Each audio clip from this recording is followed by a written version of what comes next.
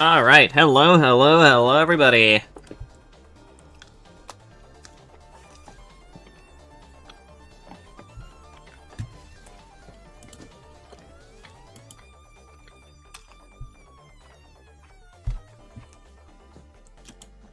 Let me quickly undeafen and unmute myself real quick. How is everybody doing today?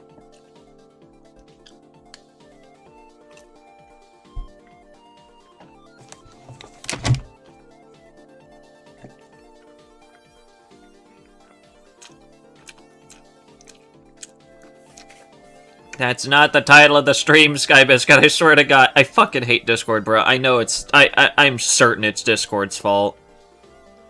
And vibe coding their fucking app as of late.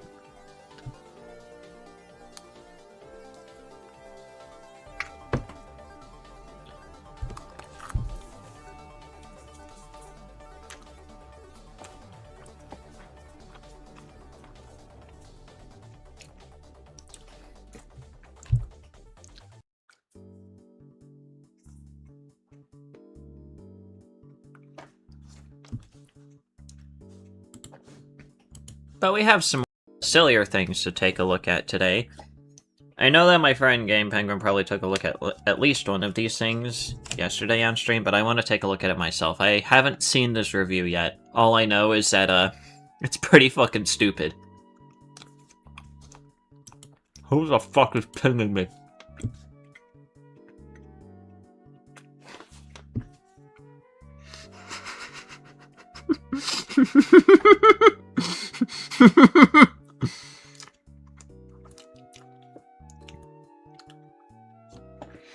Alright.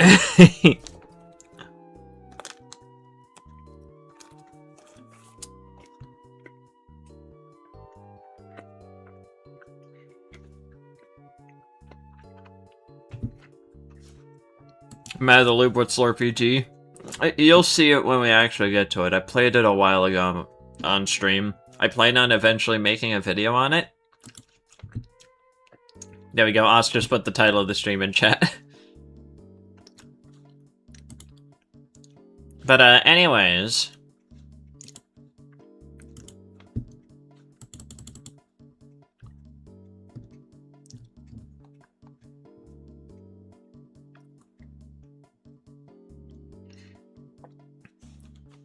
Anyways, let's see this. Yeah, eventually, trademark.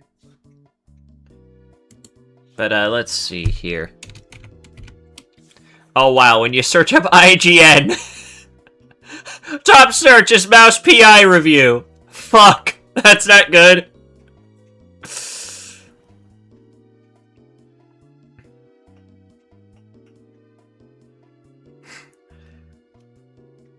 Holy shit. Charlie's coverage of the fucking review has gotten more views than the review itself.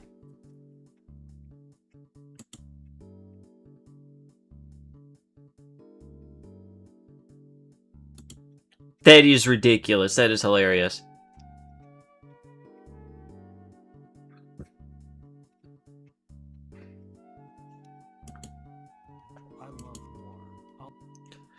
But, apparently, oh, wait, hang on, I just gotta look at the... Oh! Oh my god! Yes, it's an IGN review! Look at that fucking ratio! 20,000 dislikes!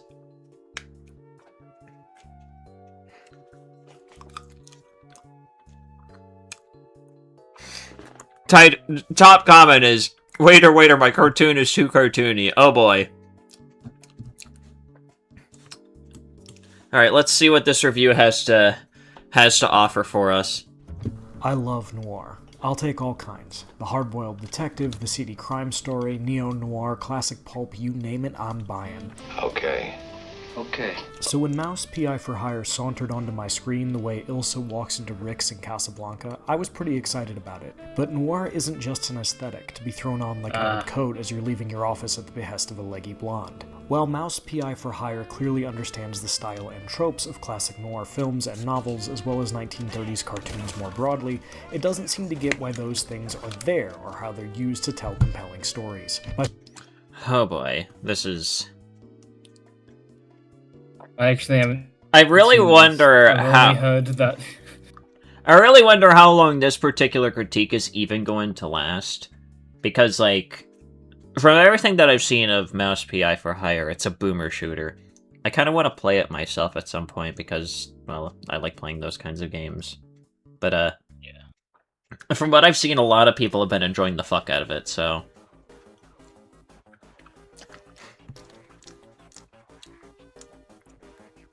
What was that first point again?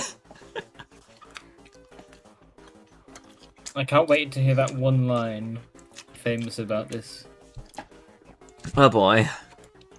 By fusing a hard-boiled detective mystery with a fast, retro-styled FPS, developer Fumi Games has made a shooter that is thematically incoherent, with the apparent aspirations of its story contradicted at every point by the actual action. Of all the Steam libraries and all the PCs in all the world, Mouse PI for Hire walked into mine, and I wish I liked it more than I do. It's over. I get it, you guys are IGN, but could you at least get someone who probably actually enjoys boomer shooters to actually fucking review this one? No. Does motherfucker seriously think it's just noir? I guess so. My guess is that, like, IGN for some reason doesn't bother to actually look at the genre of any game that they fucking play, or, like, any of, like, the actual trailers for the game to see how it's gonna play at all. They just get the game, throw it in front of some incompetent dickhead, and then just ask them, okay, just write up a review or something. I don't fucking know. Pretend like you give a shit. I mean, hell, their fucking rating system over the entire years from what I've seen just makes no sense, because, like, all of their, like, worst reviewed games will still come out at, like, a 6 or a 5 or something like that. Like what? As long as a game functions, it gets a halfway review? That doesn't make any fucking sense. Just make it a 5-point review at that point.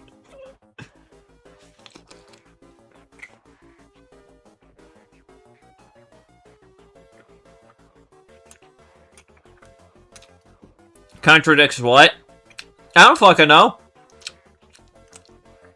We will find out, I guess. I don't fucking know. You got nowhere left to run. I run toward the dream! A bright future ruled by big mice! Mouse follows Jack Pepper, a private eye in a world where everyone is a mouse, after Wanda Fuller from the Mouseburg Herald sets him on the case of a missing magician. I can give you more than a crumb, Jack. I can give you a magician. As you'd expect, that spirals into a much bigger conspiracy that includes an attempt on a mayoral candidate's life and racially motivated mouse-on-mouse violence as bigger mice oppress the smaller shrews. Okay, well that actually sounds pretty interesting. Again, it seems to have that kind of mystery aesthetic, at least in terms of, like, the story that's going on. Obviously the gameplay is gonna be a fucking boomer shooter. But, you know. The gun inspect animations have to move exactly like something from that era. Do you really think that these motherfuckers would even know that? Probably not. It's fucking IGN. They barely even know how to play a game. My buddy got nabbed for just being a shrew! Same as it ever was, even in Mouseburg, and the requisite twists and turns you'd expect from any good detective story make this tale solid enough. I was in too deep. Way deeper than I signed up for. What bothers me, however, is how overly referential so much of it is. The world is full of mice, so everything is about cheese. Everything. A bad guy? He's a cheese-legger. These cheese-leggers in on the shrew racket. Run into a lady mouse with... You play a game about fucking mice, and you're upset that they make cheese jokes? Yep. Are you fucking kidding me? Something There's tells also me another that it's... thing. Something tells me that it's not actually that heavy-handed as this reviewer's probably making it out to be, but on the off chance it is, maybe I could understand that. If a joke is hammered in too much, then that's fine, okay? That's a fair enough, like, thing to throw out there to at least start off with. But I'm hesitant to even give you a point, primarily because of the fact that you're getting upset over mice, a game involving mice, having jokes about mice. No, not that you shut the fuck up, Neil. That's not what I mean.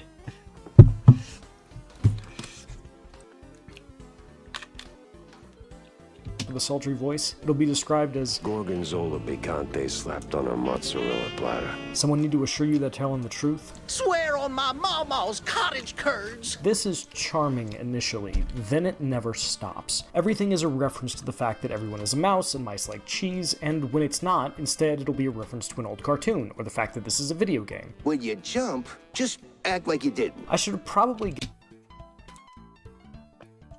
Waiter, my fucking old-timey cartoon makes references to old-timey cartoons. Yeah.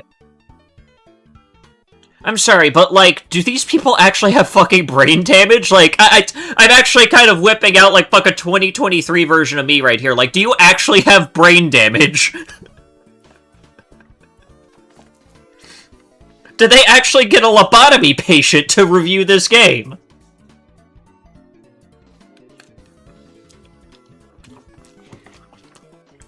guess the former when one of the first things I saw was a steamboat named Willie, but at least that and the reference-heavy power-ups are cute.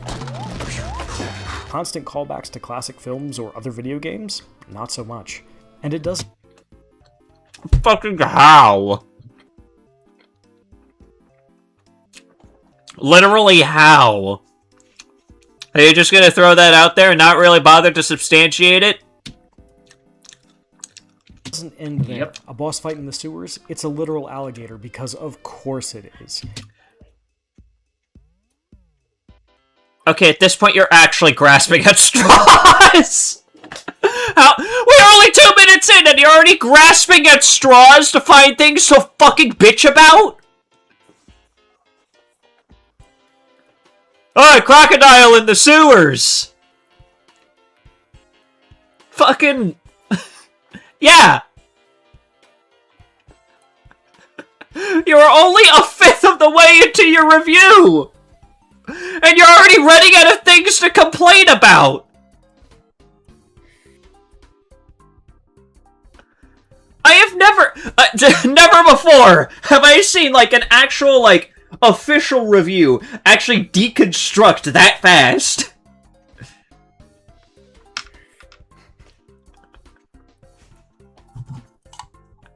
Fucking speed running out of things to fucking talk about.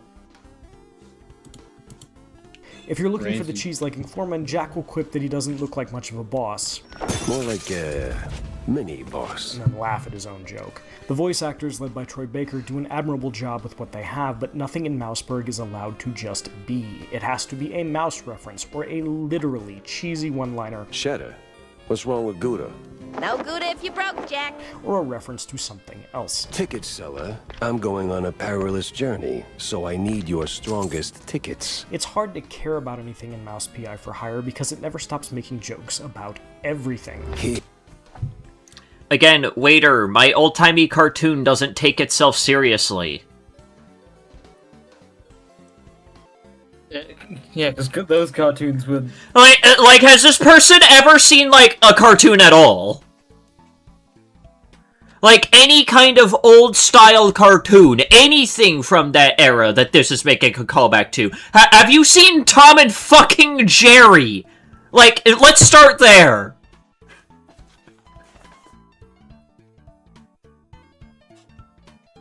Yes, we can have fun references. Yeah, not when you're at IGN. If you make a reference, your game automatically gets a 5.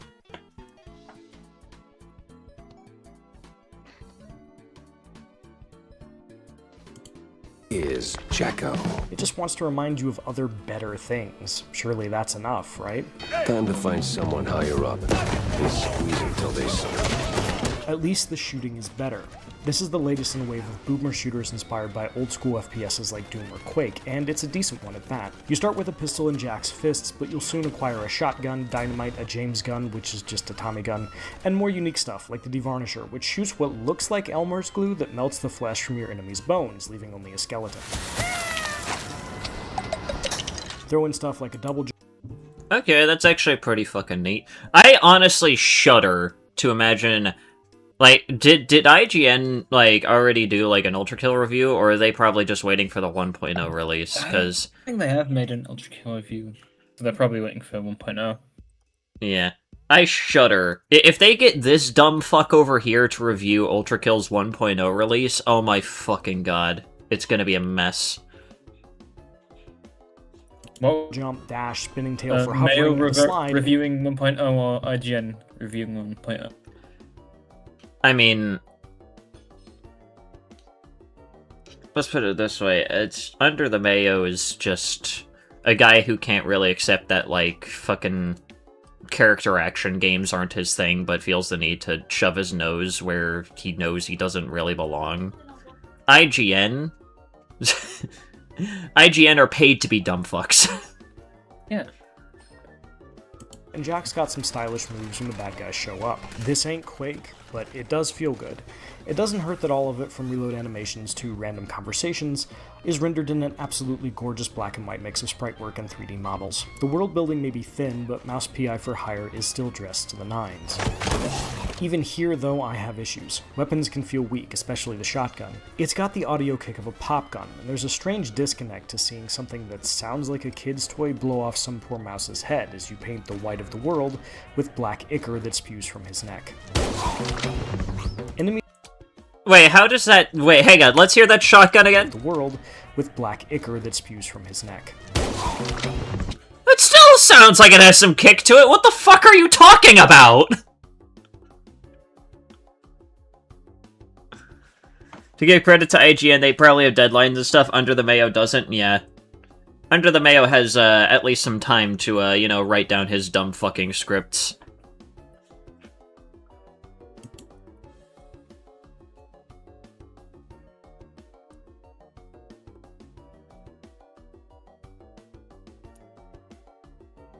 But, like, I don't exactly know what this guy means by, like, the shotgun sounds weak. That still sounds like a decently powerful shotgun. But also, again, What, do you expect... like, do you expect the shotgun here to sound like the fucking shotgun from, like, Half-Life 2 or something? It's a cartoon! It's gonna sound like a cartoon gun! Yeah.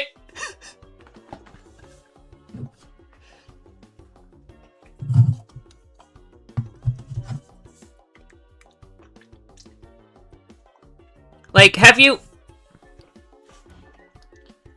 Like, if you're looking for guns that sound realistic, don't play a game that's based off of fucking rubber hose cartoons!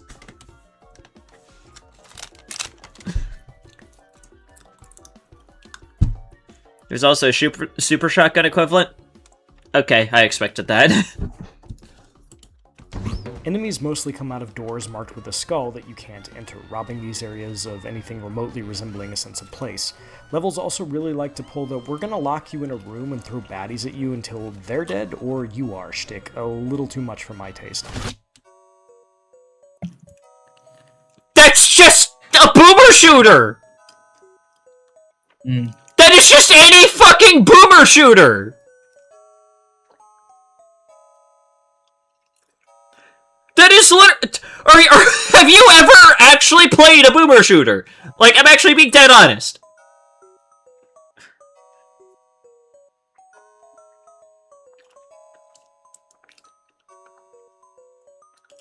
Like, that is... fucking stupid. None of this is game-breaking. The combat is fundamentally good enough to carry you to the end of the roughly 12-hour campaign, but sometimes it feels like being at a show that's never quite bad enough to leave. And at least on the normal difficulty, health items are so generous there's rarely a challenge. Like any good boomer shooter, there are plenty of secrets to find. You're asking for that on the normal difficulty, bro. Just play the harder one.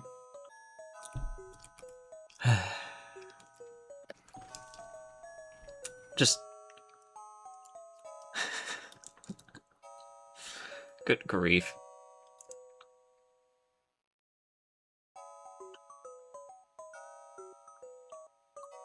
Shinji.png.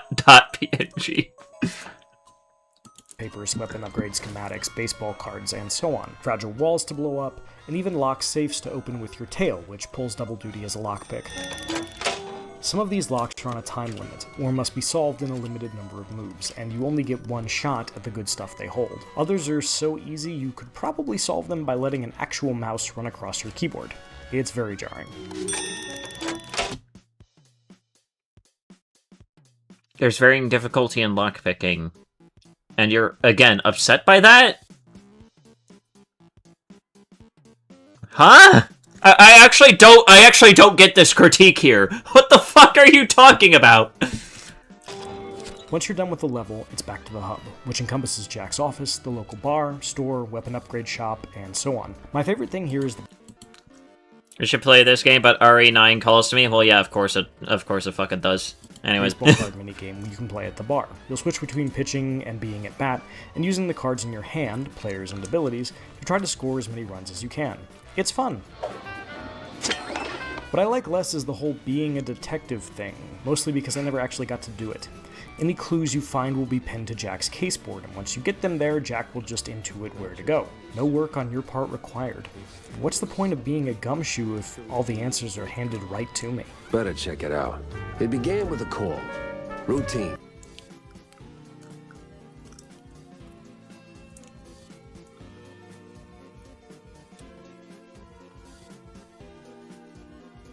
What the fuck is bro even talking about here? Wait, hang on. I gotta back that shit up. What is he talking about here? You try to score as many runs as you can. It's fun. What I like less is the whole being a detective thing, mostly because I never actually got to do it. Any clues you find will be pinned to Jack's caseboard, and once you get them there, Jack will just intuit where to go. No work on your part required. What's the point of being a gumshoe if all the answers are handed right to me? Better.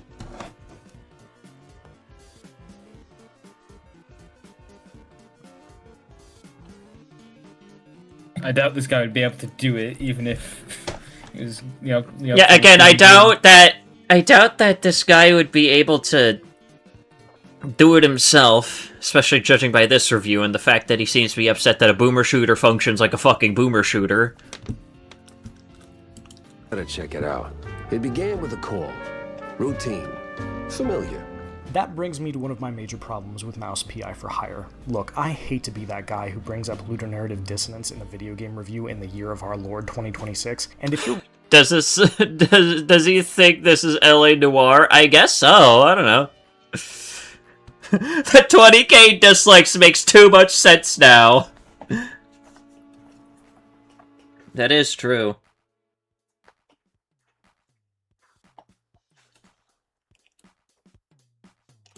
rolling your eyes right now, I can't blame you, but it's an actual issue here. Jack Well, I'm rolling my eyes for a very different reason.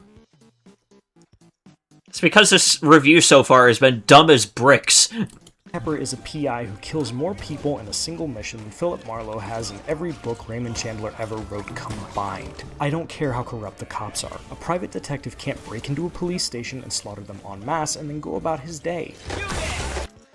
It's a fucking boomer shooter! You kill things! You kill waves of enemies! Again! What fucking dumbass did they get for this review? Like, I'm actually being dead honest!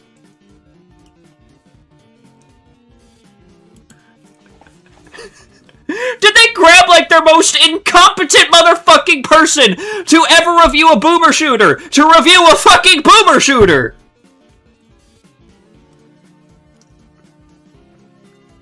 Probably. Like, fucking... what the fuck?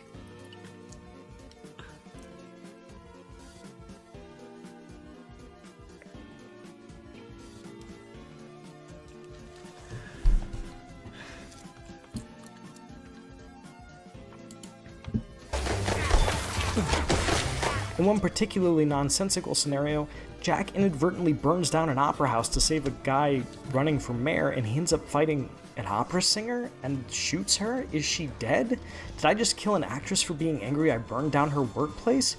If I didn't, have I left her alive and unconscious inside a burning building?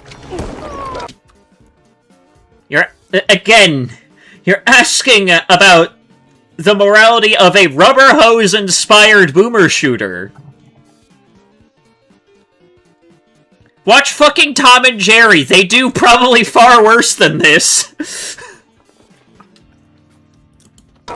Billy still did get blown to Kingdom Come. Also, it looks like most of the flames died out after you fucking killed her anyway, so what's the problem? Mouse PI for Hire doesn't tell me, and it doesn't seem to care either way. Forget it, Jake. It's Chinatown. None of this is to say that noir cannot or should not be violent, but the violence usually has a purpose. Much of Elliot Chase's seminal novel Black Wings Has My Angel is about robbing an armored car, but the book builds to that. It's a big deal when it finally happens, and the characters have to reckon with the fallout once it does. Jack Pepper, on the other hand, is a walking catastrophe, and nobody in Mouseburg seems to care. He largely gets to go about his business, and is portrayed as a down-on-his-luck everyman PI, like the characters who inspired him, when he is, at best, a mass murderer. You? Again. Like, I know I'm repeating myself a lot, but again, you're complaining about a fucking boomer shooter. You're complaining about a genre in which its entire purpose is kill.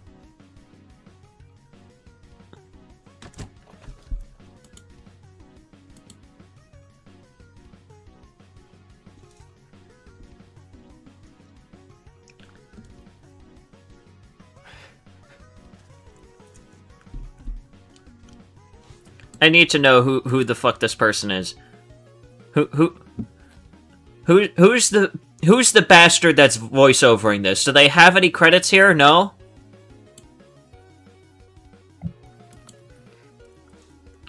They don't even have the cojones to actually point out what fucking catastrophe decided to sit behind the mic here.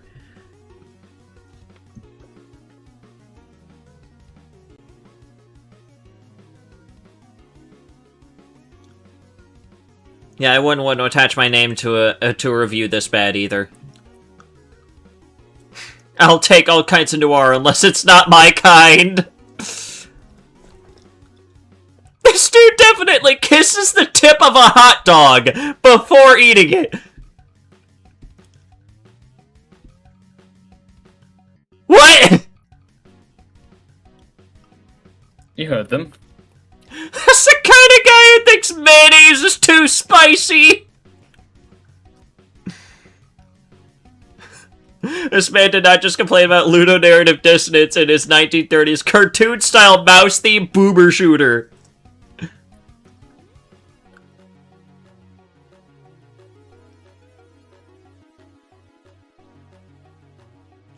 Can't even watch a sunset without critiquing the lighting consistency.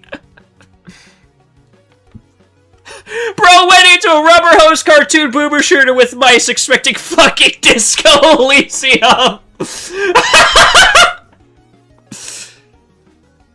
Implying something, Mr. Pepper. Me? Imply?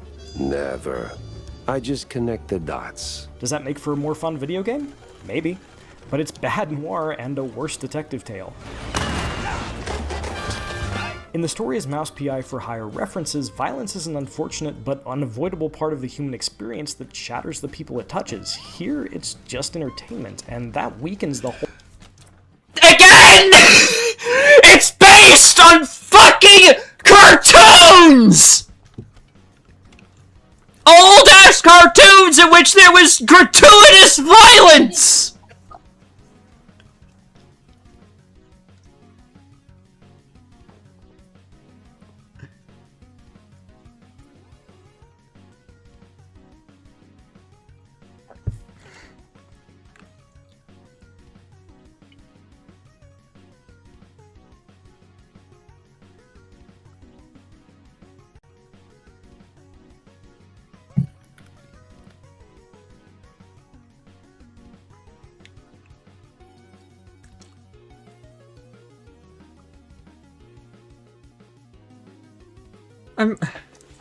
I'm so...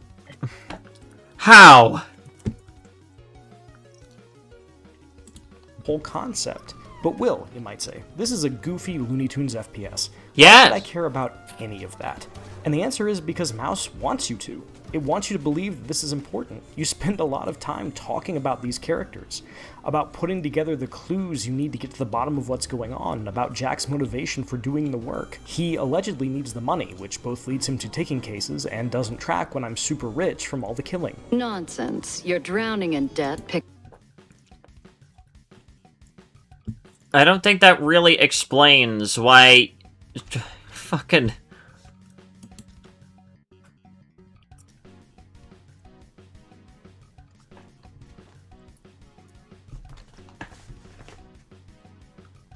Pal, are we dead ass here? I think we might be. Picking up small fries and petty cases. All of that makes a lot less sense after you've gone to Tinsel Bros Studios and single-handedly eradicated the mob hanging out there, all while doing a bunch of Tomb Raider / Indiana Jones / Conan the Barbarian impressions, as everyone says you should be an actor. So tell us, hero, what is best in life? To grate some parm, watch the cheese melt, and hear the joyful squeaks of my dinner guests. Give this guy a week on the job as chief of police in Mouseburg would be the safest city in the world because nobody would be left alive to commit crimes in the first place. I don't even know if I should even try and dissect why that is a stupid fucking sentence right there. And I'll be dead honest, I don't want to. I don't want to dissect how stupid that is. I think it just kind of speaks for itself. Because there is no way in hell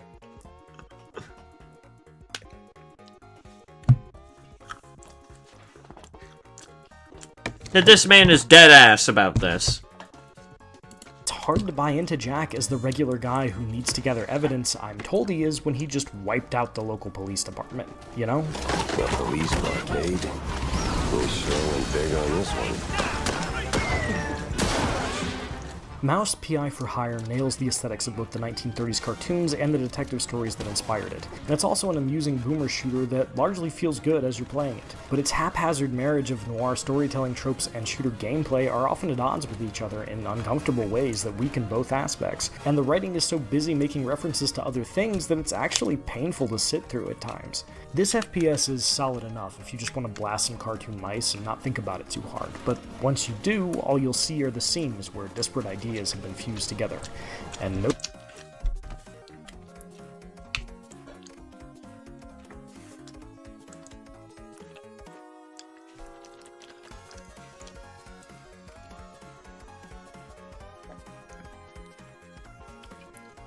It's amazing that after you've basically just kind of done nothing but entirely missed the point of the entire game, and effectively tear into it for 10 whole minutes, you still rated a fucking 6. I mean, that's just the average IGN review. There's just too much water all over again, Jesus Christ. Too much blood. Too much cheese. There's just too much cheese going on, you know? Too much cheese. Too much cheese. A superorganism that's 6 blood-fueled robots in hell spawn at you. Dude, what the fuck are you on about? Excuse me, what the actual fuck are you doing in my house?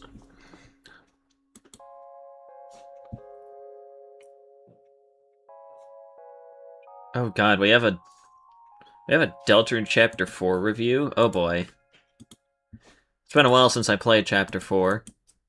But it was by far my favorite chapter yet, but let's see here, what do we got? I mean, it's probably going to be better than that one person's review of... Well, I mean, that one person's review involved him talking about how much he wants to fuck Noelle, so I mean, like... Yeah. True.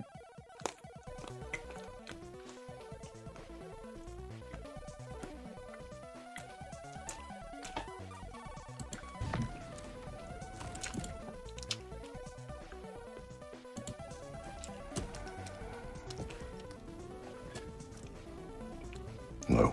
Despite being a little divisive, Deltarune Chapter 3 had some great moments. The game within a game stuff was cool, the action sequences were mostly fun. In some ways it's a hard chapter to top, so the question arises, is Chapter 4 worth your time? If the most important tenet— Yes! There's your answer. I've just answered it and saved you about 8 minutes. You should play Deltarune all the way up to Chapter 4, because it's really good.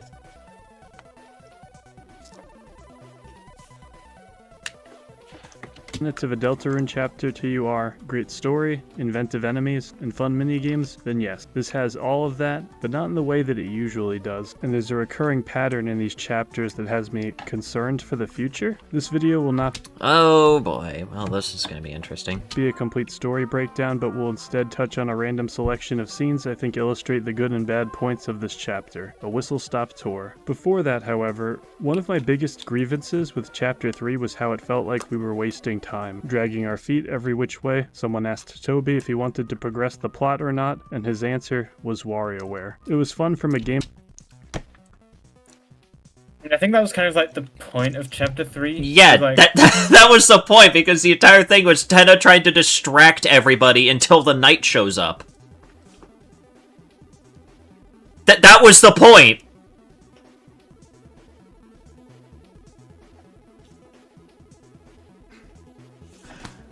Like, did you pay attention at all to what happened in Chapter 3?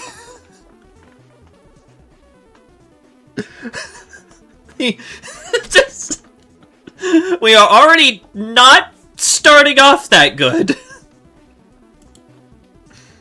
Gameplay perspective, but it was easy to zoom out and go, huh, We haven't really done much in this chapter, have we? I mean, there was some Roaring Knights stuff. Tenna got a lot of development at the end, and things off the beaten path alluded to neat plot points, but overall not as much mileage as one might want after years of waiting. Well, a lot of you said that's kind of the reason Chapter 3 and 4 released at the same time, and I get that, though I think it says something that Chapter 3 needed to release with 4, so that people weren't annoyed. Actually, some of you were annoyed at how much I disliked Tenna in my last video. As I was piecing this video together, playing my footage back, seeing Tenna bite the dust, water welled in my eyes, and I started to get randomly emotional. But I realized it wasn't because of Tenna. It was you allowing me to do my dream job. Don't get it twisted though, Chapter 4 has its own issues, most definitely, but some context is in order first. Towards the start of the story, you'll find yourself in the White House, and a fair bit goes down here. Chris kicks us out, throwing us inside a present box, but not before the game makes an Among Us reference because Toby does not have self-control. You can... Well, to be fair, I think you can... I think Yeah, it you can goes just completely miss out on it, yeah. Yeah. I think literally on my second playthrough, I actually missed out on it, if I remember correctly. Though my first playthrough, I did find it because I was one of those kinds of people that was just like, I gotta see everything! I gotta see everything! And that led you to Among Us joke. Listen, the Among Us joke was really good. It was at least that nice little bit of silliness before, like, Chapter 4 started off properly with literally just setting up, okay, this is a point in the story at which it gets, which shit gets serious. Eavesdrop on some characters in the vents, collecting tidbits of info that don't paint anything concretely, but give you some insight nonetheless. There's even some action sequences where you have to avoid Chris. Silent protagonists can be difficult, and while we're far from getting the answers to what Chris is, moments like this where the player is separated, watching what Chris does, are essential to building that character up. Dialogue can do a lot of heavy lifting, and as much as other characters can bounce off of Chris, these scenes in particular are not only unique, but kind of needed. The other characters don't know enough about... Okay, that I didn't actually know could happen. I think literally both times I only got, like, where Chris throws a fucking chocolate syrup bottle at you and, like, incapacitates you before running over to grab you. Close to them, I think. Yeah. That happens. I never really tried that. I was just like, ooh, I want to try and do something. Fuck! Chris's situation to give dialogue that progresses the story. With the amount of times I've allowed Chris to just eat shit in battle, I understand not wanting me in control anymore. Is our ability to control some sort of punishment? Did Chris do something terrible? Maybe push someone down a flight of stairs? I do not know. But the slow unraveling of this elusive and demonic main character is shaping up to be Deltarune's most interesting. I don't really think it's Chris being demonic, but okay, sure, yeah. Plot point. Up to now, most of Chris's character development has been I mean, let's put it this way, okay? Let's at least try and put it into a realistic sense. How would you feel if you were effectively a puppet? I wouldn't like that. And then what if you could somehow figure out that, at least for a short amount of time, you could remove the strings and act on your own? You would take that opportunity, wouldn't you? Yes. I think this is literally just a case of Chris going like, I don't want this!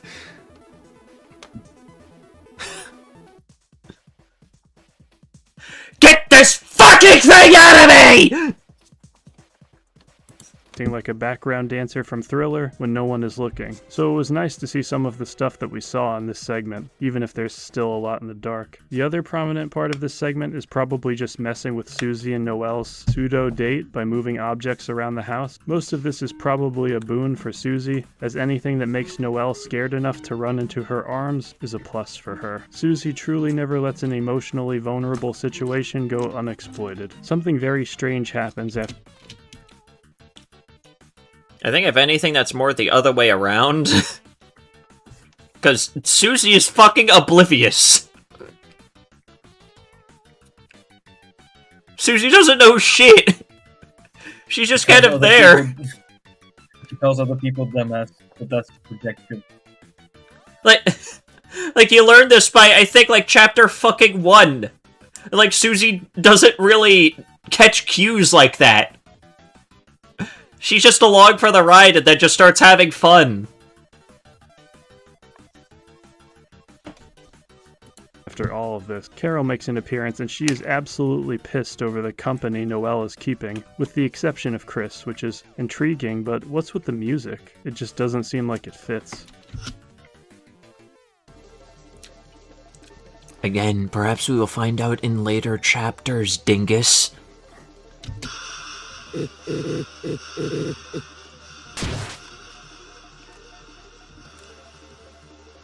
It sounds like a Harry Potter character died, but... Again, I'm wondering if this guy, like, actually paid attention to any of the story that's happening. And only paid attention, maybe, like, during Chapter 4, primarily because the fact that a lot of people pointed out that, like, the story starts really getting good around Chapter 4. Like, did he just, like, shut his brain off all the way up until Chapter 4 and then complains that Chapter 4 is so different? Like, I'm actually genuinely curious. But if we're going to talk about normal situations becoming dark, we should talk about the church. The church becoming engulfed by the dark world was a nice touch. So often the agency is on the heroes. The dark world is a thing they can escape to and leave at will, a thing Chris and Susie can put on pause whenever they want. But here it's truly starting to bleed into their own world. I mean, I don't really think that was much of the case, though.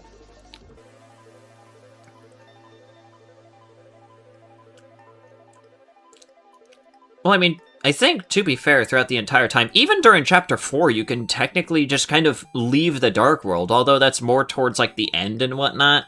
And it just sends you to, was it the, not the Classroom Dark World, the, Storage Closet Dark World, like the main Castletown Dark World. Like, you can technically leave the Dark World still.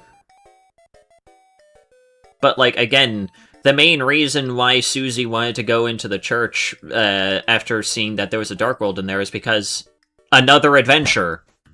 That was kind of the thing that, like, Susie has been enjoying so far, is the fact that she is able to escape and have an adventure.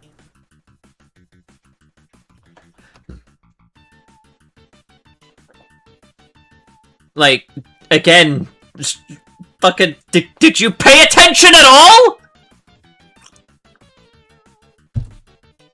I'm beginning to think that this guy might be the reason why there's the entire stigma around fucking Deltarune fans not being able to fucking comprehend what a story is. Because, oh my fucking god. You missed, like, you had to have, like, missed every single, like, story clue, anything happening in the previous 3 chapters, like, at all? For you to even say this?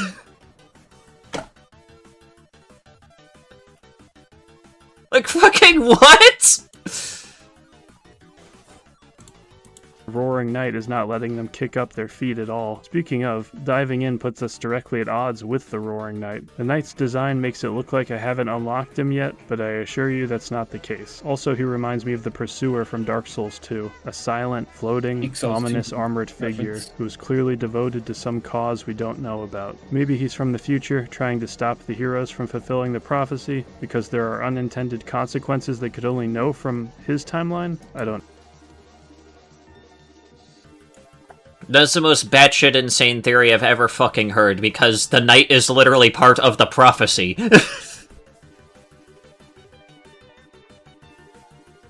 I believe Deltarune would reference Peak Souls 2. I'm fucking losing it! I'm... like, how? It's... how long has it been since I last played fucking Deltarune? Hang on. It'll have been a while, I'm guessing. When was the last time I fucking played, like, Chapter 4? When did I last play Chapter 4? Can I fucking organize this by, like, most recent? I'm assuming the Secret Hunt is my last stream. Fuck it. 10 months ago. Last time I played Deltarune Chapters 3 and 4 was 10 fucking months ago, and I still remember this shit.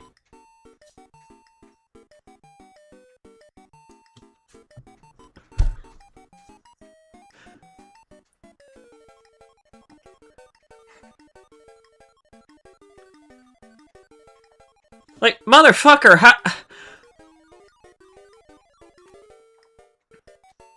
fucking what? Don't know. Clip that, and if it turns out I'm right 5 years out, we'll know. Speaking of jumping years into the future, I have a request. There are 3 things I want to achieve in life. I want to make at least half my monthly income off YouTube, I want to have 100,000 subscribers, and I want to marry my girlfriend. Shut up!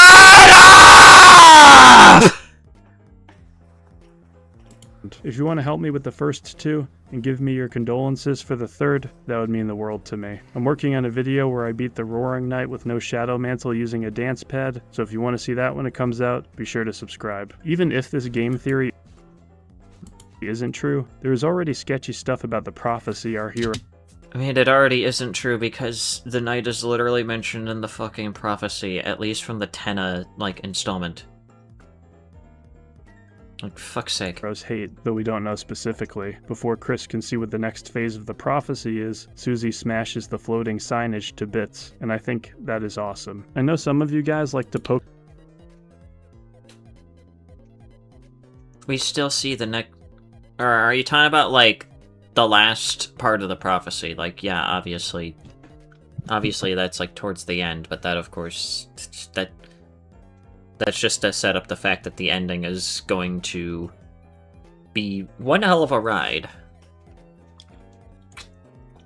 That none of us are probably prepared for. Poke fun at how I bring up God of War in every video, but damn does this chapter make it easy. A magical axe, a prophecy where the characters are desperate to avoid the conclusion, an emphasis on the word boy. In Deltarune, I think the added layer of... I don't think there was an emphasis on the word boy, there was just the mention of the toothpaste boy comment from chapter 1. But, you know. Not knowing the exact way the prophecy goes haywire is especially interesting. It encourages more discussion about what could go wrong, though I hear pop... Yeah, and something tells me that you wouldn't exactly be very good at that conversation, because so far, throughout over half of this fucking review, you've gotten damn near everything wrong. Never invite bro to a fucking, theory discussion. He will literally pull shit out of his ass.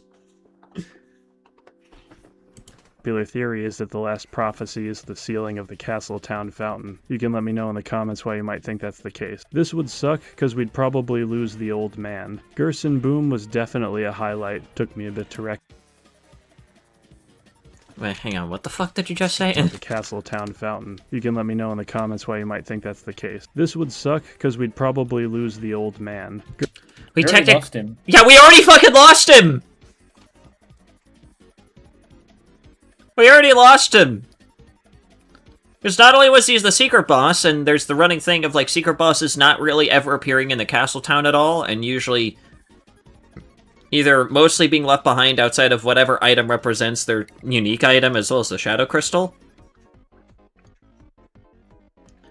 But, why the fuck were you...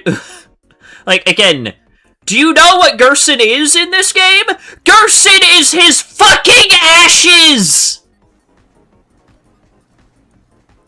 Taking Gerson to the castle town would be taking someone's fucking ashes!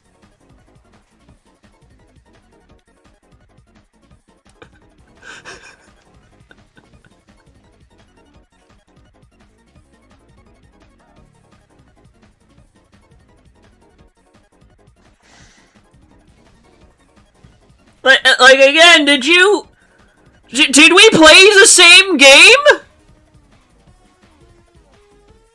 I'm being dead ass. Did we actually play the same game? Because I feel like we didn't, and somehow we ended up getting 2 very different copies of Deltarune Chapter 4. Gerson Boom was definitely a highlight. Took me a bit to recognize him. The way he conducted himself felt like a different shade of Toby humor that's slightly less obnoxious than the progressively crazier characters trying to top Spamton. Hovering over the old man in combat and having the flavor text just be "I'm old" caught me completely off guard, and I laughed much harder than I should have. I also liked his dynamic with Susie. He was the first person to teach her something in a way that didn't feel belittling, and she got more invested in him than she often allows herself to. Holy shit, for once you actually did get something right throughout this entire goddamn review. It is the fact that Gerson was the mentor. It took you 6 fucking minutes to say one thing correct about the game.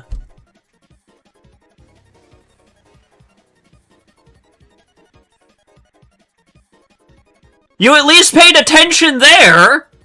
Why couldn't you pay attention literally everywhere else?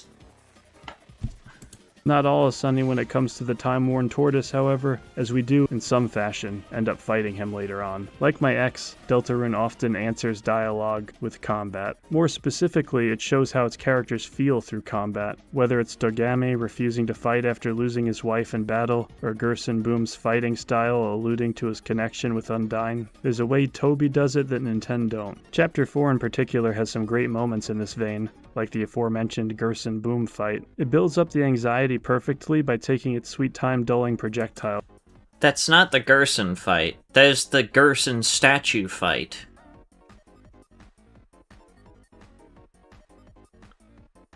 You didn't actually explore that much of the game, did you?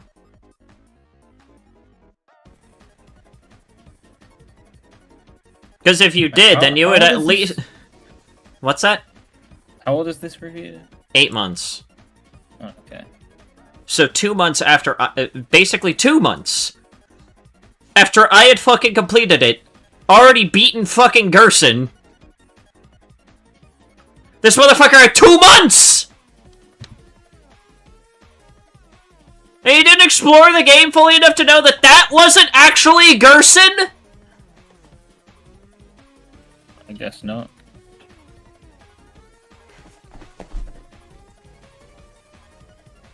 I mean, please just tell me that he's using just, like, the wrong fucking, like, footage for the, quote, Gerson fight here, and he just fucked up on his editing, and not that he actually thinks that this was the Gerson fight. At you. Before we talk about my biggest problem with this chapter, let's talk about the climbing, because you might be surprised to realize that's not it. It's not so sophisticated that it can be its own game or anything, but it was fun enough that it was a welcome respite from battles. The speed boost you get from leaping actually feels pretty good, and the way it's incorporated to the final fight is also fun. All prior releases of Deltarune have managed to upend my expectations on the combat. In this case, there was nothing especially earth-shattering, but I was surprised at just how awesome the final boss was for this chapter, both in spectacle and in how fun it is to play. Like, the Titan transformation has so many frames of animation it felt like I was watching a sprite animation on Newgrounds for a second there. Using light to turn monsters into TP so that I could juggle Unleash and attack the weak spot of the Titan was really fun. It did that thing all good boss battles do where it starts like, what the hell was I supposed to— oh, alright, I think I can do that. Chapter 4 is a bummer in a lot of ways. The prophecy's tragic, the ending is bittersweet, and we find out Birdly isn't dead. But it'd be—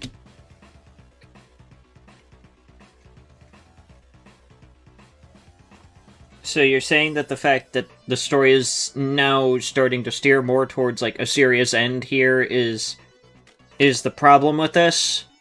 Just like every other dumb motherfucker who has attempted to try and review Chapter 4 and failed? By complaining about the fact that Chapter 4 is too serious?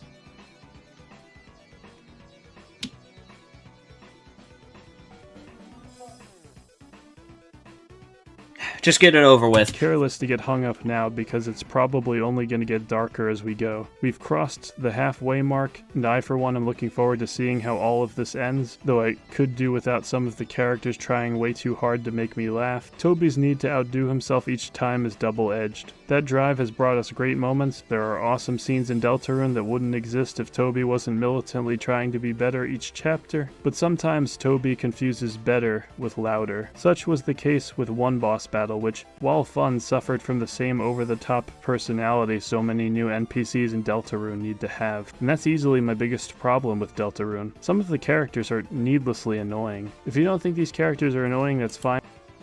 But I have to be honest when making videos like this, though that pizza guy is a glaring exception. Those faces were amazing. Deltarune is already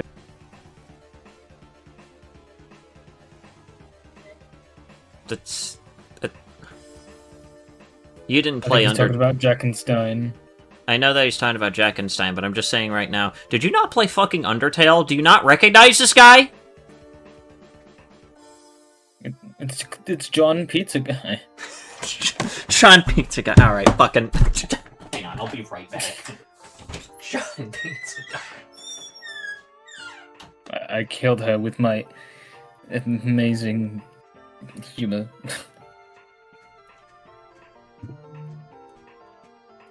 So, alright.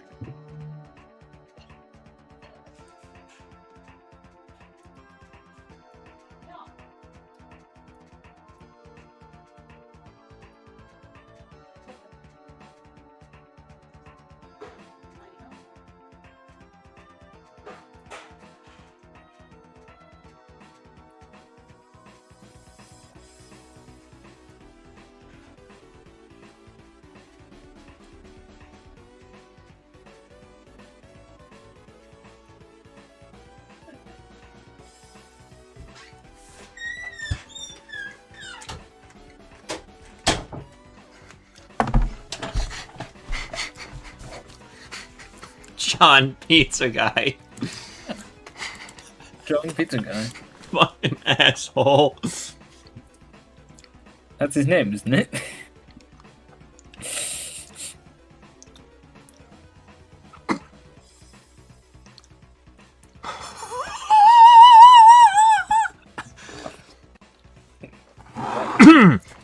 Anyways, The phenomenon, my feedback is insanely irrelevant because millions of people already like it, but I think it'd be even better if Toby just pressed on the brakes a little bit in regards to the zoomer humor, like a teensy tiny bit. Subscribe to watch me fight the Roaring Knight with a dance pad in the future, and I'll see you before long. Boop. no. I wonder if he's done it already. He probably fucking forgot. I wouldn't be surprised. This guy probably couldn't even beat the Roaring Knight. I'm pretty sure and if so, it's probably the only one of the secret bosses that he's ever actually beaten, because motherfucker didn't even know what the cursed fight was!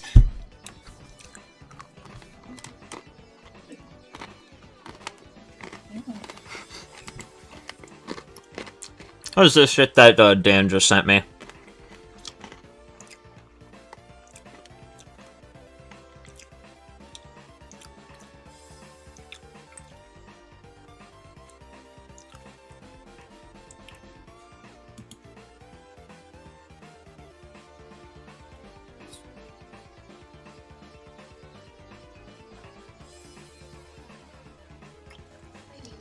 I just made a mistake of even checking Twitter.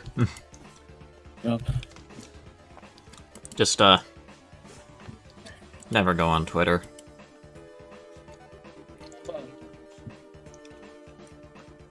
Whatever you do, just don't go on Twitter.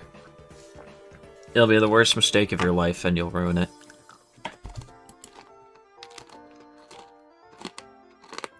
I can't believe I killed you with my amazing humor.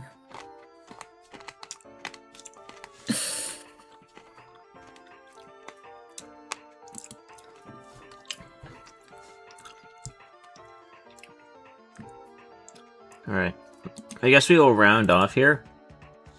Taking a look at this fucking server blight YouTube poop. We'll see what this is.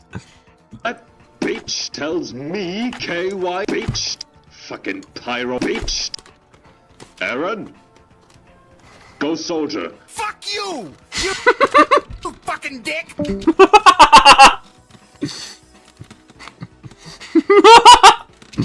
What?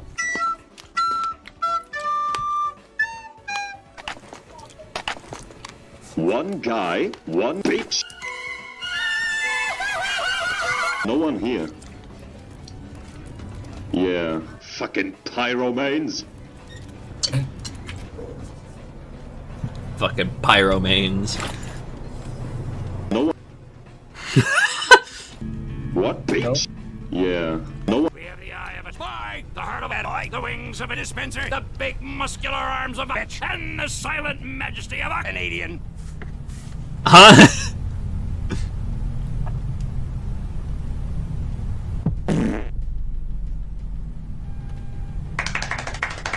What the fuck?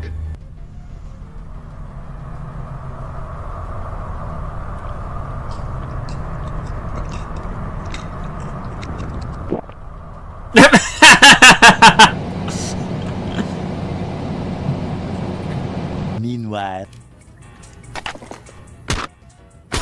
You should kill yourself now!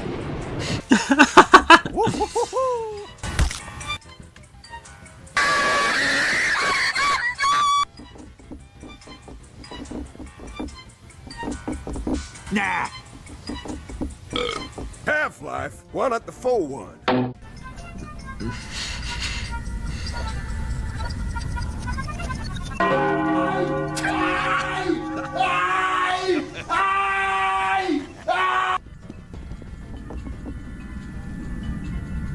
Help! Help me! Need some help here! Help! Help me! Need some help here!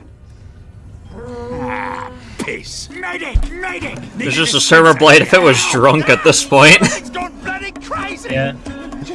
It's only magic! 3 days later? Nah.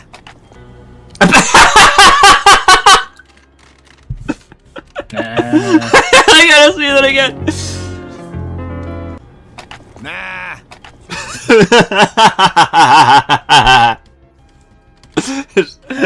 Immediately leaves the fucking server.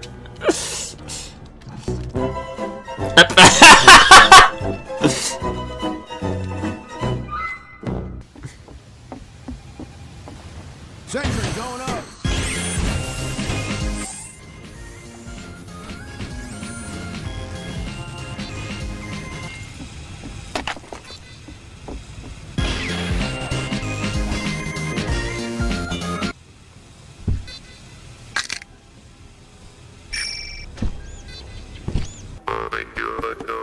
Oh my god.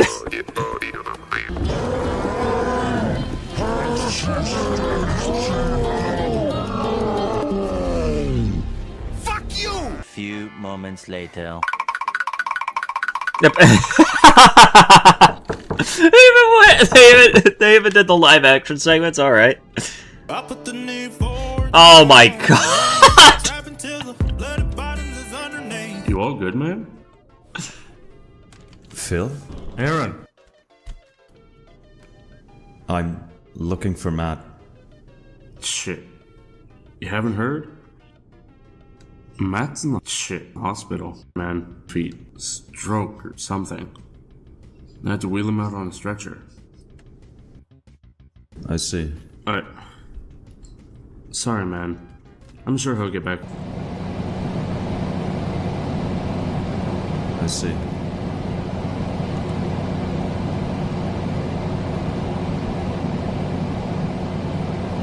I see. Just going back to watching the fucking twerking heavy, alright. Sayonara, bitch. Let's not use that kind of language. Bitch.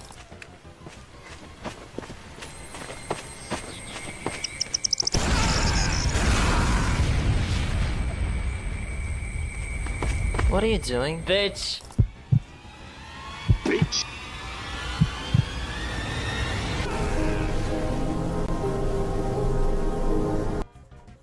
I know he's dead. Yep, end of serve, like, that's it.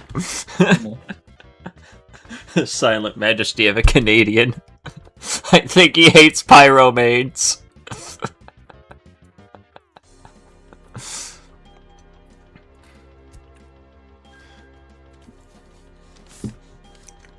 But, I guess with that, we will get into game. We will play game. Speaking of which, where the fuck is it? There it is. A game that I haven't streamed in fucking forever.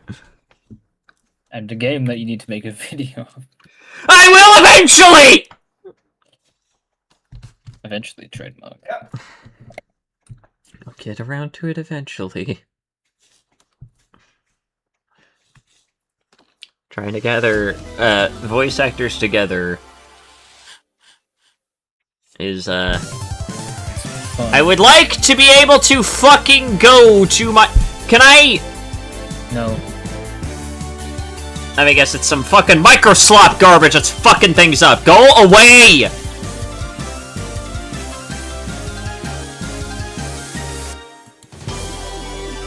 Oh, for fuck's sake, I cannot... Oh, wait, hang on. Uh-oh. What did I... Uh-oh, what did I do? Oh. Oh, that's not what I wanted. Okay, there we go. I had to quickly... Oh, there we go, I think I fixed it. I fixed it, don't worry. That's not what I wanted. Where is... Can I have the game show up on screen? Can the game show up? Can the game show up on screen? Can the game show up on screen? Can the game? Fuck me, I guess. Fine, we'll do it this way. And let's see if that fucks things up, maybe. Fuck. Oh, it's not quite what I want. Let's see here. How does that look? Does that look any better?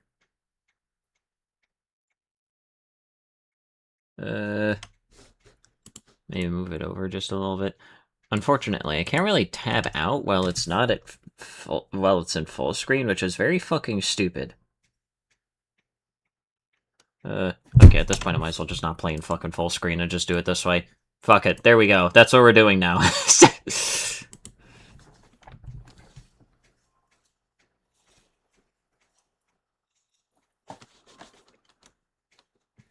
And now I put that in Discord stream, and we will do a new game. Yeah. Yeah, that I know about. I'm used to those controls. Obviously, I'm going to be playing on normal mode. Fuck you. Eh, why not just turn that on? Fuck it. I think there should be a hard mode. I think what's extremely funny about this game is that I think I started playing it before I came out, which is just hilarious. You also played Celeste. Yes, I did! I did! You can laugh! And let's not forget the video called Go fuck yourself! I didn't make the video. You did. Fuck you! Alright, anyways, let's go. Alright, let's go here. Celeste, I heard, was amazing. I mean, Celeste is amazing. What are you talking about? Let's see here. Over 1,000 years ago, the goddess Fortuna granted the mortals of our planet the gift of magic. This single act of kindness forever changed the course of history. Now able to harness the art of the gods, the mortals flourished in this new arcane era. Grand cities powered by magic were built, plagues were cured, the lands were connected by new means of transport. Centuries later, most people have grown accustomed to their fantastical reality. Magic now coexists with modern technology as a part of everyday life. But even today, many young people still find themselves chasing dreams of fame, glory, and moderate financial stability with the help of magic. These people seek to become adventurers.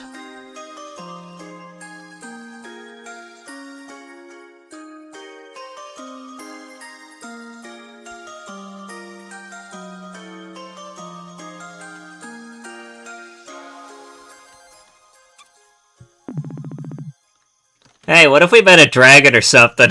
Dragon these nuts across your face! That was a stupid joke.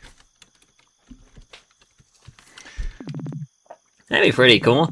Surely we've already met a dragon at some point. What about back in high school? Wasn't one of our classmates a dragon? You're thinking of Josh? He's an armadillo lizard, not a dragon. Oh yeah. How about you, though? First line of dialogue.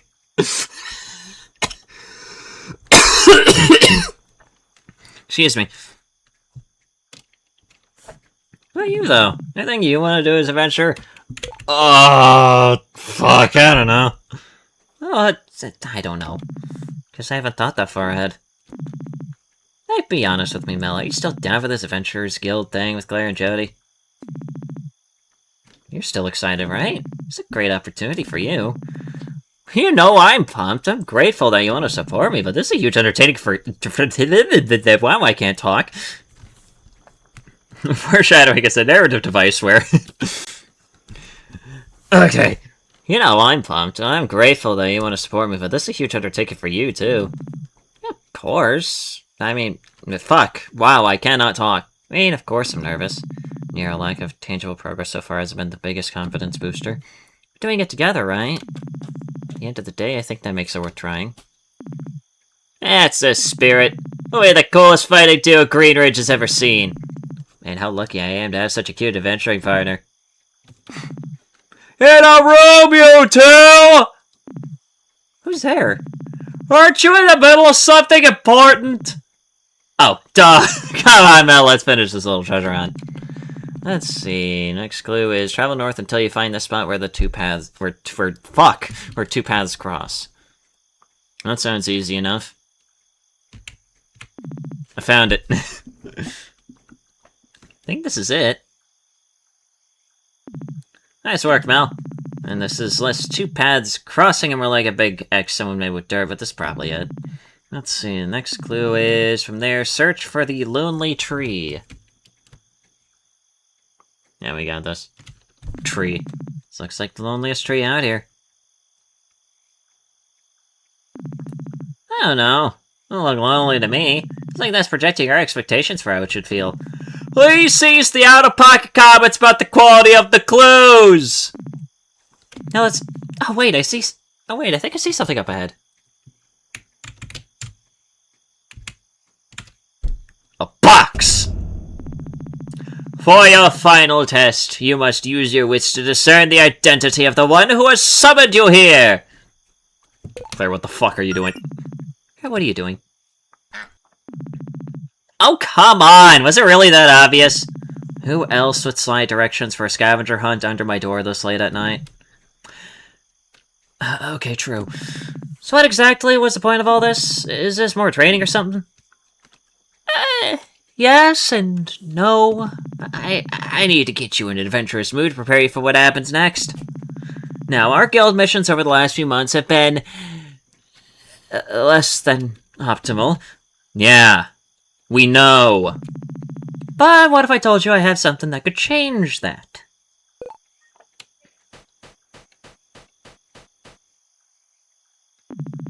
What I have here is... Well, shit. Alright. Yeah, kill it! Oh my... I know that there... I think... I know that there's, like, a way that you can, like, rematch this thing at some point in the game. Might be during a certain path, though. I'll try and see if I can take it. Well, there goes Allison's fucking sword. Ah, crap.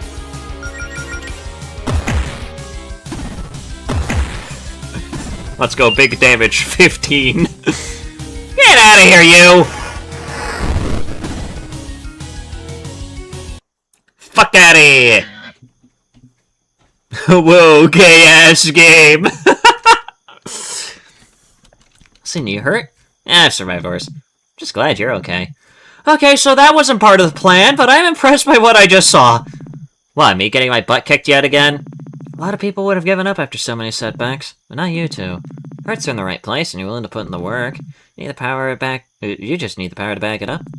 Which is why I have this.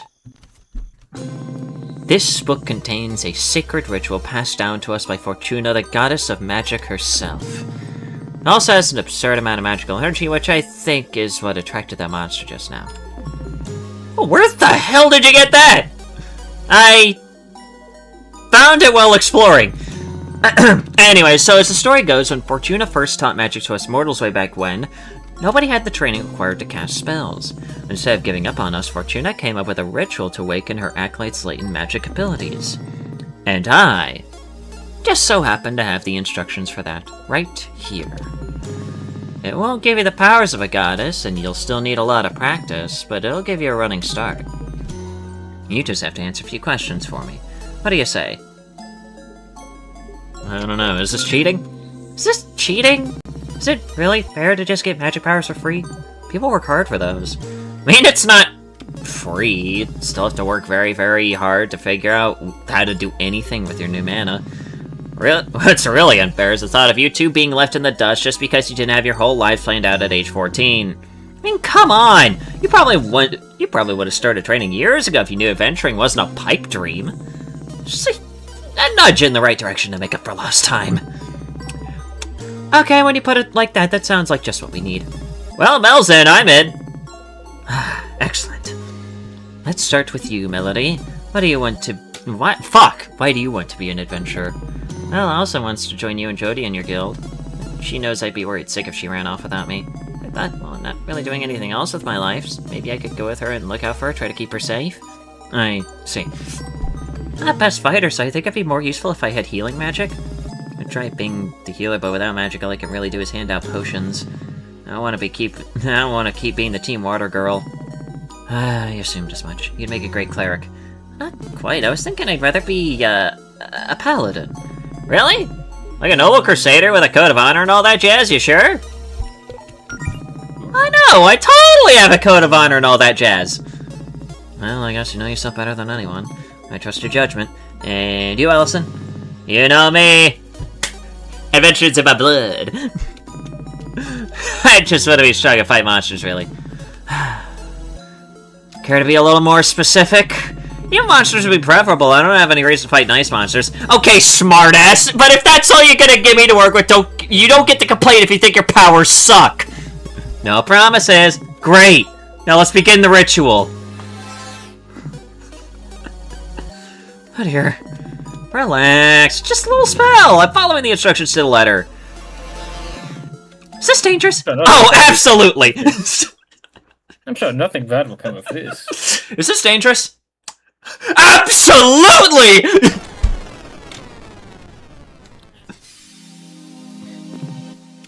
Where am I?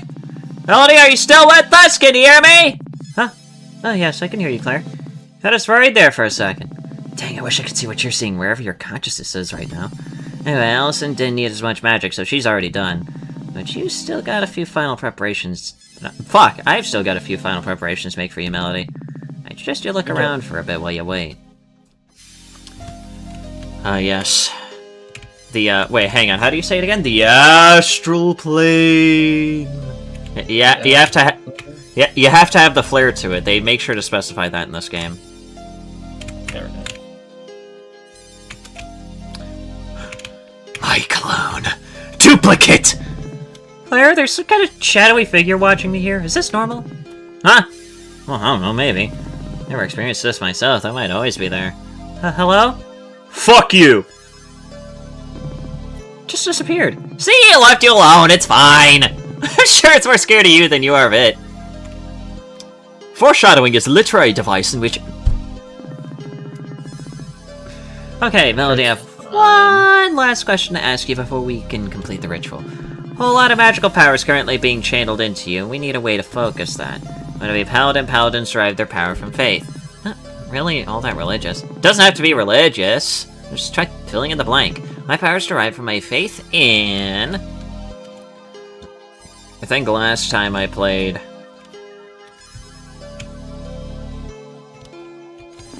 What did you use last time you played? I think it was the Love Paladin that I did last time. I'm gonna try something different this time. Let's see here. Well, I appreciate nature. Like living in the woods after all. It's a little spiritual, right? Could you rephrase that so use the word faith? I have faith in nature? I mean, that ecosystem, it sure is going. I guess I can work with that. Most things in nature have arcane energy. You could just borrow some of that. Nice choice, Mel. I think it's a good fit. Store leads to the path of the woodland paladin. Yeah, sure. We'll go with that. Fuck it. We'll choose the green. Geen. Geen. The purple person behind the slaughter. Is that purple guy? Purple guy. Purple guy! Right, yeah. Several weeks later. There it is.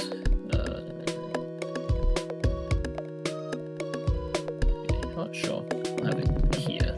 Wow, I actually almost looked the part. Not bad for a couple of things I have in my closet and a few pieces of cheap gear off the internet. Your name is Melody Amaranth. A timid fox who lives near the small town of Greenwich on the scenic Sapphire Islands. Also, I still can't get over the dislikes thing. Just bad stuff. Bad stuff. I also dislike bad stuff. I mean, yeah, that is fair. That is fair. You lived a quiet life with few ambitions since high school. Mostly content to let yourself coast along on autopilot. Go fuck yourself for calling me out. But you always felt that something was missing. What are you missing? Could you say it's a big misser? Okay. Yeah, that was a bad fucking joke anyways. A few months ago, something finally clicked and you came to 2 important realizations about yourself. 1, you're deeply in love with your adventurous best friend, Alison Galetta. And you probably have been for a long time. As it turns out, the feeling was mutual. What's that? I wonder what the other thing is. And 2, if Alison has her heart set on becoming an adventurer, then maybe you could join her as a healer. Yeah. Okay, enough holding up in my house. I've read all the material Claire gave me and run through my mana management exercises 1,000 times. I think it's finally time to head into town to show everyone what I've learned. Toilet. So-called free thinkers on toilet. True. I remembered to take my hormones and anxiety meds today, and I always keep some extras on me in case I spend the night at Alison's. Yeah, that's fair enough. Very squeaky clean. Trash can. Can I interact with trash can? Fuck. That's whatever. Oops, looks like I left my laptop open on my blog overnight. I was looking through my photos and reminiscing, huh? Wow, look at the way I was looking at Alison here. We weren't even dating yet. Guess that's why none of our friends were surprised when we announced that we were dating a few months back. It's from when Claire and Jody first started their adventuring guild. They were so excited. Or I guess it's our adventuring guild now, huh? Claire says she doesn't really like this one, though. She's standing close to the camera and she says it makes her head look huge. I could sympathize with that, honestly.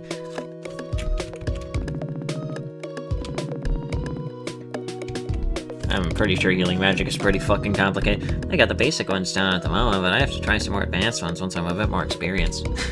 Yes, this is the Yuri game. Oh, well, since I took a look at what's on the shelf, let's see. There's a few graphic novels I like, including some that Alison and Claire recommended for me. There's some regular novels too, mostly ones I read as a kid. Man, how come I don't read much anymore? I just not have the energy as an adult. Oh lord, and there's all my overpriced college textbooks. I don't even want to think about my next semester of online classes, and the loans, and— Wow, this shelf is more depressing than I remembered! Time to stop looking at it!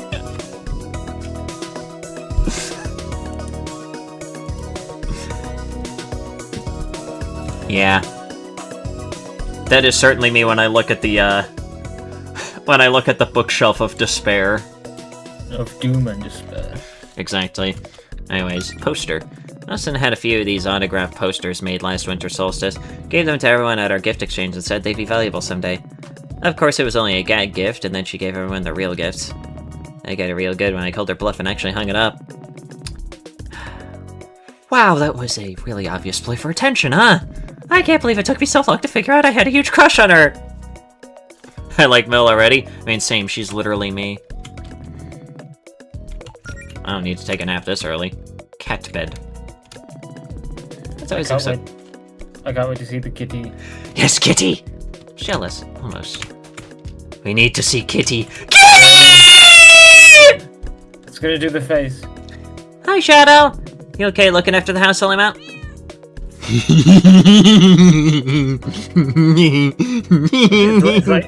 It's like that one emoji that we have. It is that one emoji that we have! I know. I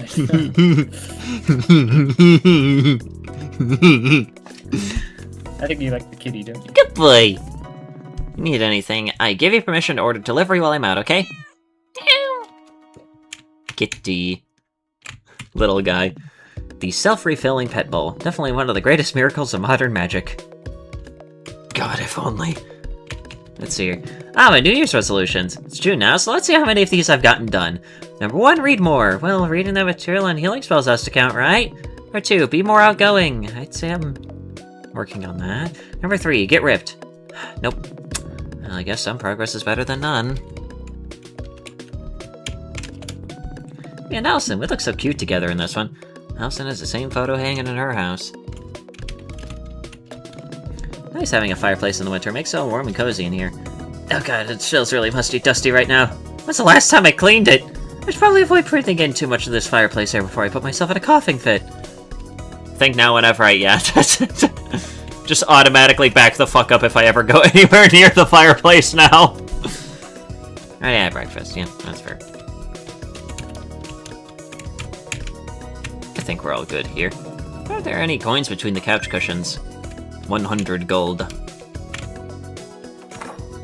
We now have a nice head start of 100 gold. Let's go. I got a lot of use out of this punching bag joke you gave me. Afternoon I've been doing some basic combat practice on it, and then if my hands get sore, I take a break to practice healing magic on myself. No substitute for the real thing, but hopefully the practice pays off. I mean, I guess as long as it works.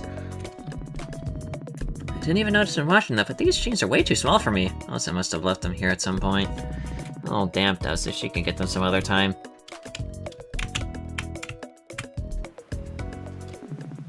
Enemy. Okay, now to head for... Is that a monster? Weird, they usually keep away from this part of the coast. It's time to put my training to the test. It's time for a... Anyways, time to kill. Kill.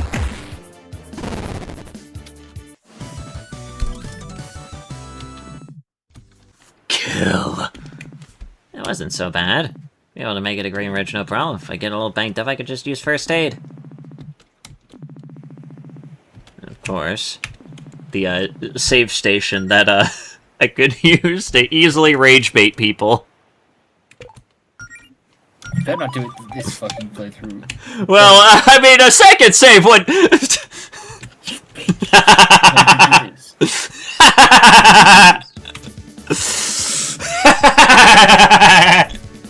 Evil.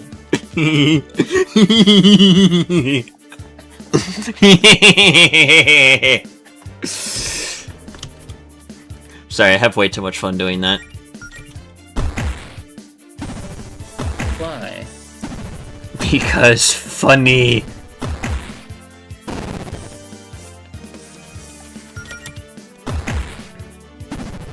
Let's talk better mileage. Kill the bastards. Let me heal myself real quick. Probably would be a good idea if I decide to do that, you know? Anyways. Probably. Field goal kicks the anemone! Go long! Let's see here. Okay, not really anything to go up that way, but... There's also this guy. Kill! It's time for crab! Time for crab. Indeed. Crab. Crab. Crab. Imagine being a crab, Lamau. Imagine.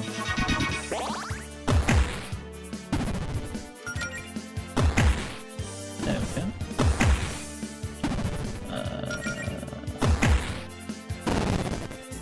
Easy. Oh, and a potion and an ether. Let's fucking go.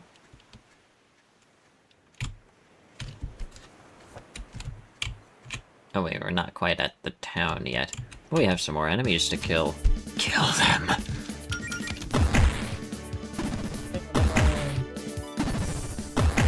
These fuck-ass crabs in my way. Kill them. I am sending this crab to the fraud lair. What did it do to you? It got in my way. That's all it needs to do, it just needs to get the fuck in my way. Hey, leveled up. Let's fucking go. Level 2. I feel like I'm already getting better at this. I was gonna be so impressed. Fuck yeah. Go me. Weird and ominous Prime Sanctum door. Let me grab that, kill this guy. There's a lot of crabs on this beach, huh? Yeah, don't say. Well, killing them anyways. Shouldn't have gotten in my way. Fuck these bastards. What did crab do to you? They were here. They were here and they shouldn't be. As we've seen, but this game sounds peak. It really is. It's a really damn good game. I think I literally got it as like a bit of a joke for my birthday, and then I played it and I was like, wait, shit, this game is actually really good. It is. Like, it is an unironically fucking good game.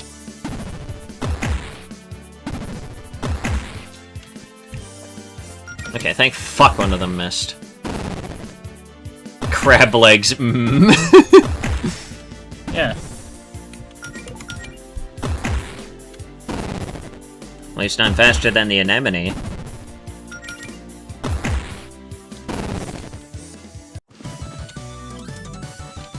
Yes. So hang on, let me close.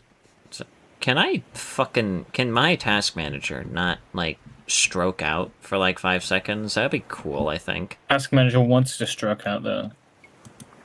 Well, it can kill itself if it wants to do that. Unlucky.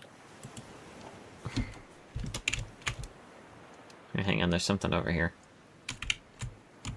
Enemy.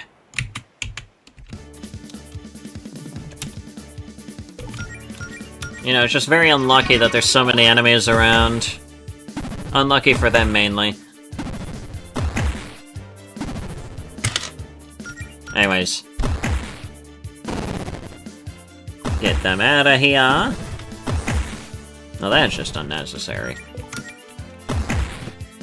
Please get rid of the weak fodder enemies first. And then the crab can die.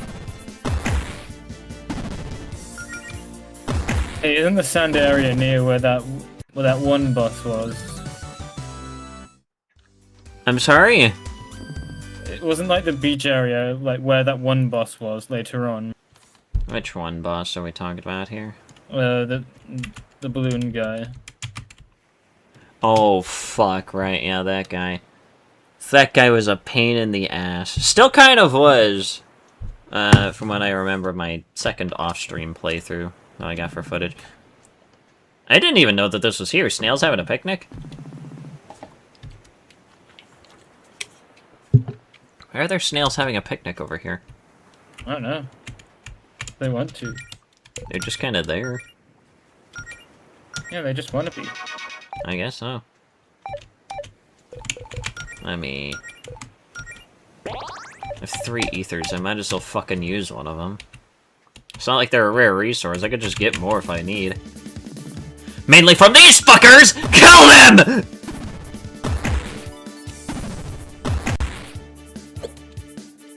Nice. One down, one to go. The one thing that I really find funny about this game is that, like, the enemy, like, sprites and, like, character portraits and whatnot are obviously, like, you know, they're drawn conventionally, right? Like, you know, digitally and whatnot. But they're pixelated specifically for this game, which I think is just really funny. I don't know why I find that funny to me, but it just is. Is there any other enemies I need to worry about around here? No? They're all good? Okay. And here we are. Ah, hello. Well, hello there, miss. Name's Raphael, traveling merchant extraordinaire. You wouldn't happen to know any adventurer types in need of gear, would you? I was hoping to do a little business after dropping off a delivery for the Paladin Brigade, but there doesn't seem to be much demand today. Oh, I'm an adventurer type in need of gear. Really? Still new, I suppose. I'm a paladin in training, but I could use some equipment. Huh, why, my apologies. I should have known at a glance. You have the aura of a paladin. Actually, don't know any aura spells yet, but thank you. In any case, perhaps some of my goods may aid in your paladin duties. Yes, I would like to buy things. What do you have? How much money do I have? Oh yeah, I could get both of these. Fuck it.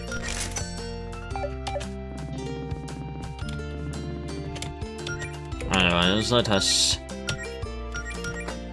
equip that, and then equip that, and there we go, we have more defense. Let's fucking go.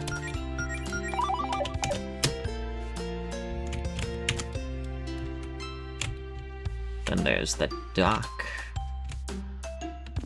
Oh, hello. Hey, Melody, got a minute? Yeah, sure, fuck it, let's talk. Hi, Jody. Hey, missed having you around town lately. What have you been up to? Everything okay?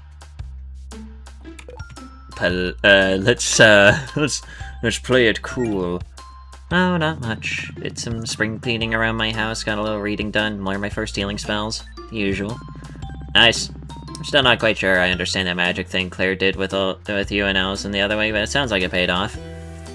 I don't think she needs to know about the dangerous ritual that put me in the astral plane. She doesn't need to know that, right?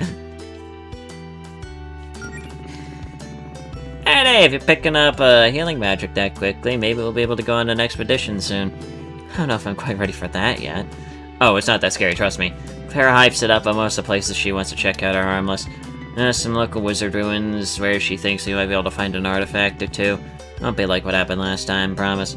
So no, maybe sometime soon, but I'd like to practice a little more first. It's cool, that's all new for you. Go whatever pace of play you feel comfortable with. Anyway, I assume you're looking for Allison, right? Good night, Jeps. Fuck, wow, I can't talk. Good night, Jesper. Am I really that predictable? Melody made 6 different posts on 2 different websites just saying I love my girlfriend in the last week. It's definitely more than 6. I'm sure she's dying to see you too. She hasn't texted you about it or anything. I think she's got some big news for you. Please tell me she didn't. Oh, no, it's not another trampoline. Oh, thank God. Guess I probably shouldn't ruin the surprise then. Alice could tell you herself. Got me curious now. Well, I better get going then. Have a nice day, Jody. You too. The grill.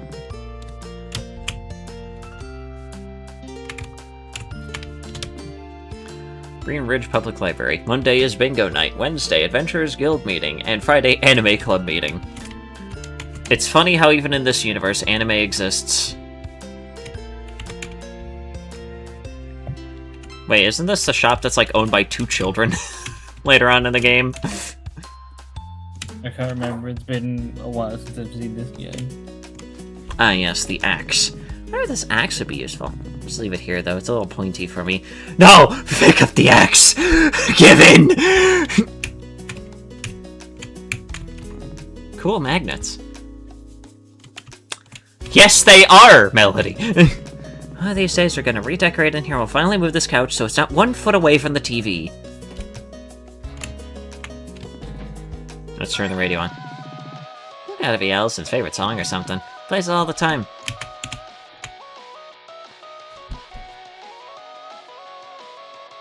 It's a banger, I think.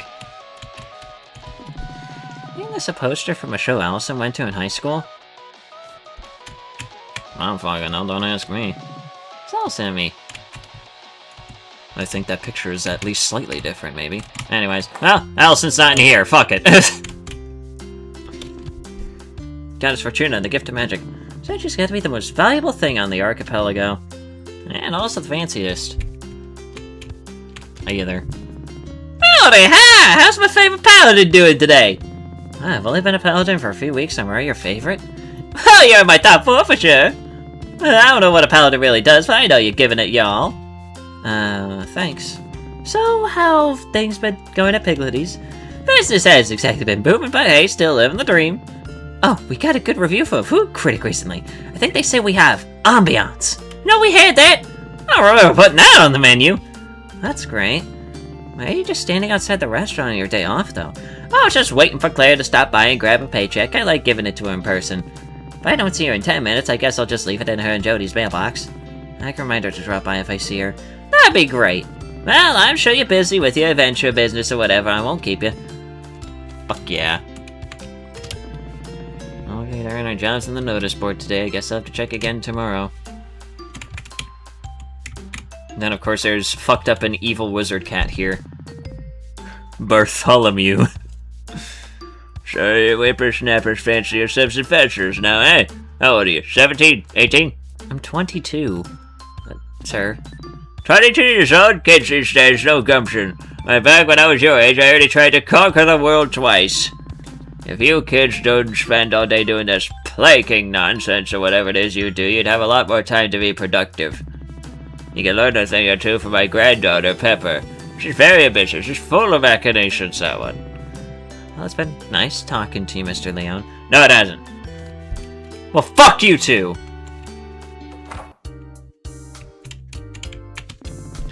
I grew up, I want to be just like my grandpa. Powerful sorcerer? No, evil! Anyway, the store's not really open today, so you should come back tomorrow and buy some spellbooks from my mom. Maybe all of them.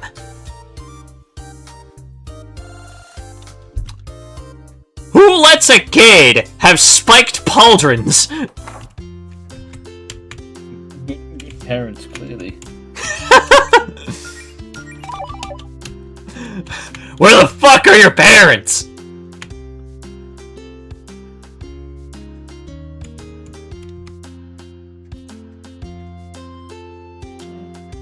Just gotta love the fact that the windows are just the lesbian flag colors. That shit's hilarious. Bacon. Where'd you get this long bacon from? Long bacon store. Yeah. Hi Faith, it's nice to see you out of your office for a change. Oh, hello Melody. Yes, it's been quite a week, plenty of time for me to paint.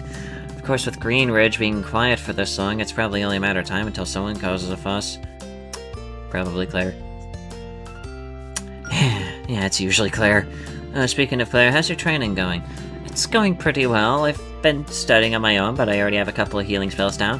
That's quite impressive for someone who's never studied magic before, you know. How did you manage to pick it up so quickly? Claire didn't try any shortcuts with you, did she? Oh! I guess I'm just a natural? Well, I suppose it's not completely unheard of. I always thought you'd make a natural healer, personally, for what it's worth. Would it be safe to assume you're heading over to Allison's to show her some spells? You know, Jody assumed the same thing. What a coincidence. Dear, you're always thinking about Allison. Sorry, did you say something? I was thinking about Allison. I was saying... Melody? Melody, snap out of it. Sorry. What are you talking about? To be young and in love. I remember when I was your age and all I could think about was Jody. You're only 2 years older than me, Faith. I know, I'm only teasing. I won't keep you here any longer, Melody. Have fun with your girlfriend, I'm sure she'll be very happy to see you. Okay, well, take care.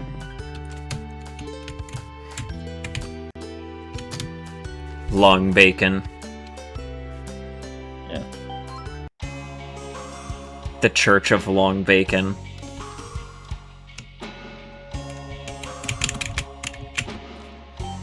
Anyways, we got some searching to do. I know it's over in this direction that we need to go. Yep. Paws have been thoroughly smashed. That was definitely Allison's doing. Yep, smashed bottles. Sounds fun. KILL! Oh god, it's these fuckers. These bastards.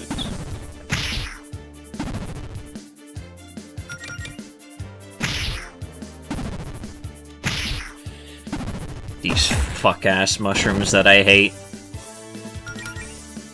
That fucking bird that I hate!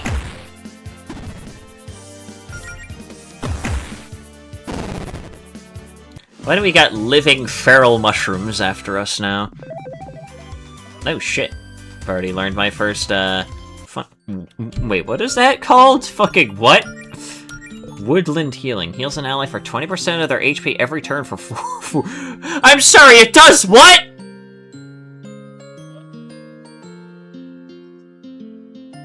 What does it do? It heals an ally for 20% of their HP every turn for 4 turns. Oh. Holy shit! Okay! That's... alright, yeah, uh-huh. I don't know what the best thing to pick is, actually, in this game. I really wonder, although Amorous was pretty good, though.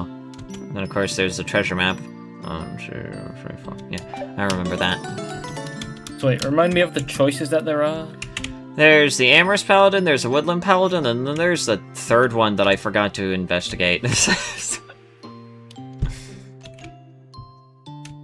Completely forgot what the third one is, don't ask me.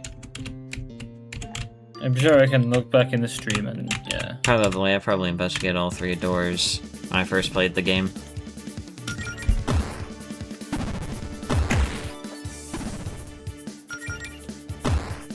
I'm getting attacked by fucking snakes here.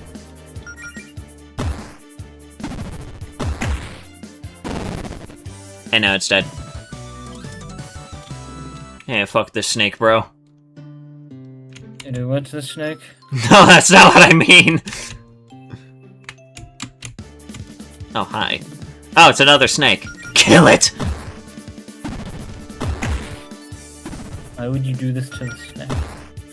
John Snake needs to die.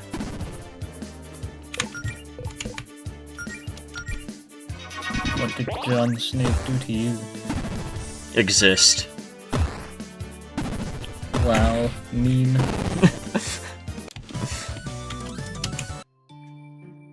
This is not my fault.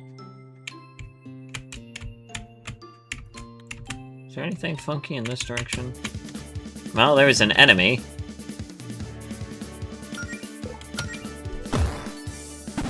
Ow. And there goes the cat. No more cat. No more cat shroom. Oh well.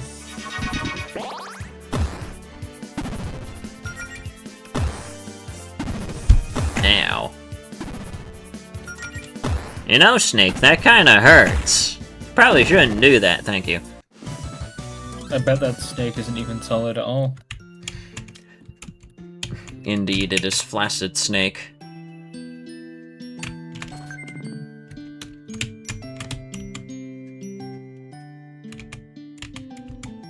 I mean, that would be the evil counterpart to Solid Snake, right? Flaccid Snake?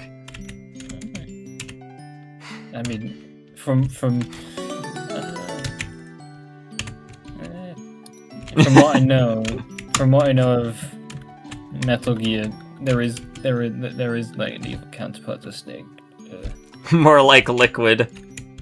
Yeah. LIQUID! Me chasing the wizard who cursed me to only speak in states of matter.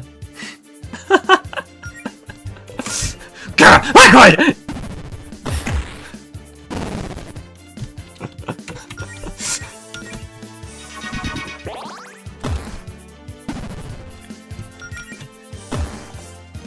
Okay, Snake, I'm gonna need you to stop.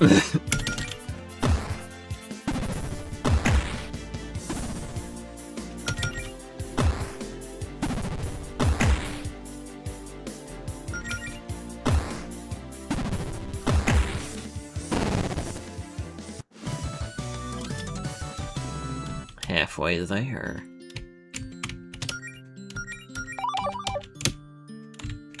Is there anything over in this direction? No.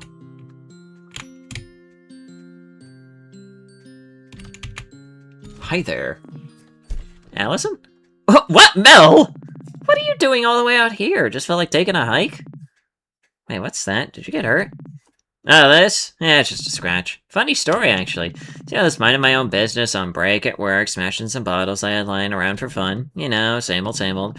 But I noticed that one of the bottles I smashed had a treasure map hidden inside. Awesome, right? Figured my mom must have buried some treasure out here and hid the map in a bottle at the house. Anyway, long story short, I got jumped by a monster and chased it here to give it a piece of my mind. It kinda got away. Hey, let me see where you're hurt. Wanna try something? Huh? Sure.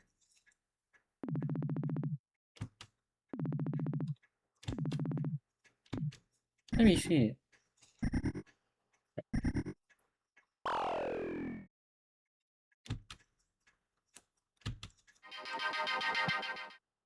All better. Oh my god, it worked! Whoa! Well, that's incredible! You really pull off healing spells like that already? Oh, it's just an entry-level first aid spell. It took me like 2 weeks just to get that one down. Even with Claire's magic boost, I can't exactly do much more than that. You really feel better? I feel great! Give yourself some credit! You know, for knowing zero magic to be able to do that is pretty amazing. Oh dear. Hey, Mel, I know this is a lot to ask, but do you think you could lend me a hand here? Dog! Yo, dog. Behold a dog.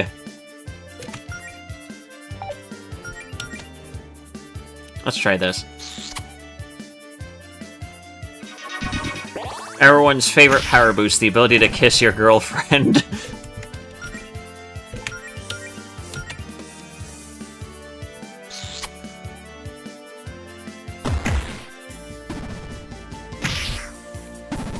Jesus fucking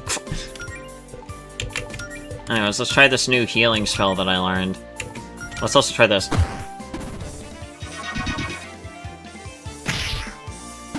Okay, well that's... Fucking... Stop doing that. Keep doing that. No, don't keep doing that.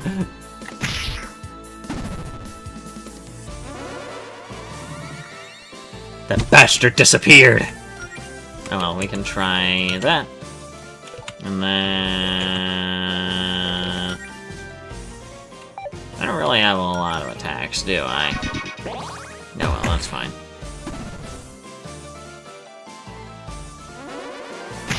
The dog appears again. And punch its eye again. And dead. And there goes dog. I think we scared it off. So weird to see a monster this close to town. Nah, it happens. It's just a whole hound. Find things like that poking around in my garbage at least once a year. So anyway, hey, haven't seen you in forever. Really liking the new look. It's adorable. Really think so? I was trying to go for a healer look. It's not too much, is it? No way, you look great. I always think you're adorable, but today especially so. So, since you're here and I'm no longer busy, why don't we, like, do something together? Just having you around, you know, let's go do something fun. Oh, like couple stuff? Like a date? Yeah, totally! No magic, no guild, no monsters, just a chill afternoon together. Oh, you're right, I think a relaxing day off would be good for me. At least half a day off? That's the spirit. You have something in mind for us to do?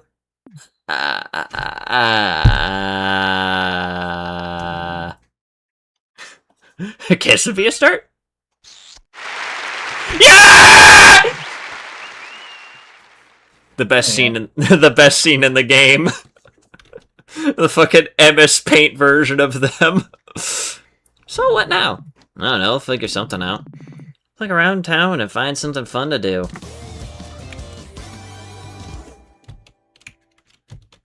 We have friend. Let's see here, let's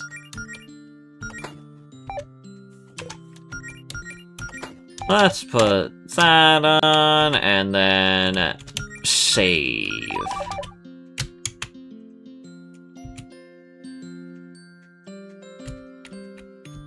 Any enemies are gonna have a hell of a time. Let's see here. What was 1,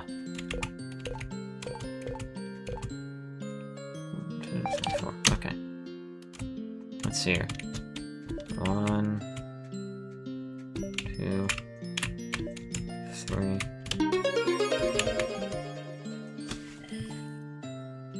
Oh shit, I forgot to make stills, the dev, probably. Okay, let's see what my mom had here. Neat! That'll come in handy, but man, sometimes I really don't get my mom. Why she goes through the trouble of hiding stuff like this out in the middle of nowhere? Everyone has hobbies, I suppose. Yeah, can a girl have hobbies? Come on. It's these fuckers again.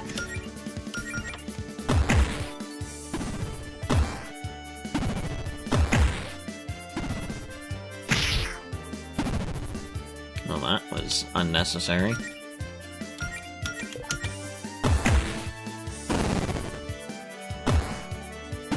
Let's talk better mileage. Kill the bastards.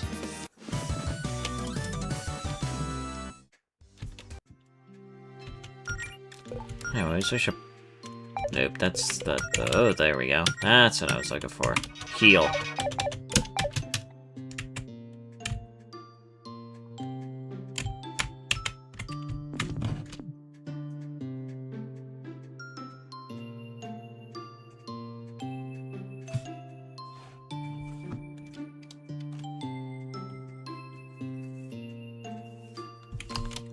Oh boy, look who's here. Should we avoid Paula? I know you two don't exactly get along. I could say hi if you want, it's not like she won't notice us. Try and make it quick. It's this bastard. Oh god, it's you. I was worrying I'd get a solid enough hour of peace and quiet in before my shift without anyone bothering me. Yeah, nice to see you too, Paula! So good, are the rumors true? The ones about you already giving up on that adventuring nonsense? Nope, going better than ever, actually. As a matter of fact, we just fended off a wild hellhound. Well, maybe next time I'll fight a real monster. Start that rumor about me calling it quits anyway. Oh, that was me. Why did you... You know what, never mind. Try not to miss me too much while I'm out becoming a famous hero. You'll always cherish my many memories of you being late for your shifts and texting me on the job while I did all the actual work.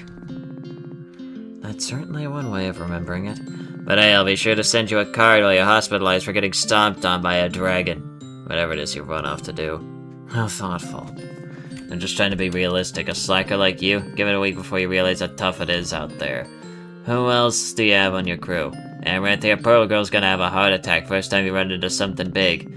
Higsby, I can't believe you trust her. Typical magic user. Massive ego, huge magnet for trouble. She'll probably stab you in the back. Caldwell's cool, but I don't know how the hell you convinced her to look after a bunch of newbies. Y'all can pretend all you want. You can take shortcuts, but what you're trying to do takes real talent. And you can only pretend to have talent for so long. Oh yeah, you have fun with your little LARPing club. Bring me back a souvenir. Wow, look at the time! Well, it's been fun, Paula, but Melody and I have a prior engagement, so go fuck yourself. If only she said that. The director's cut is just, fuck this place.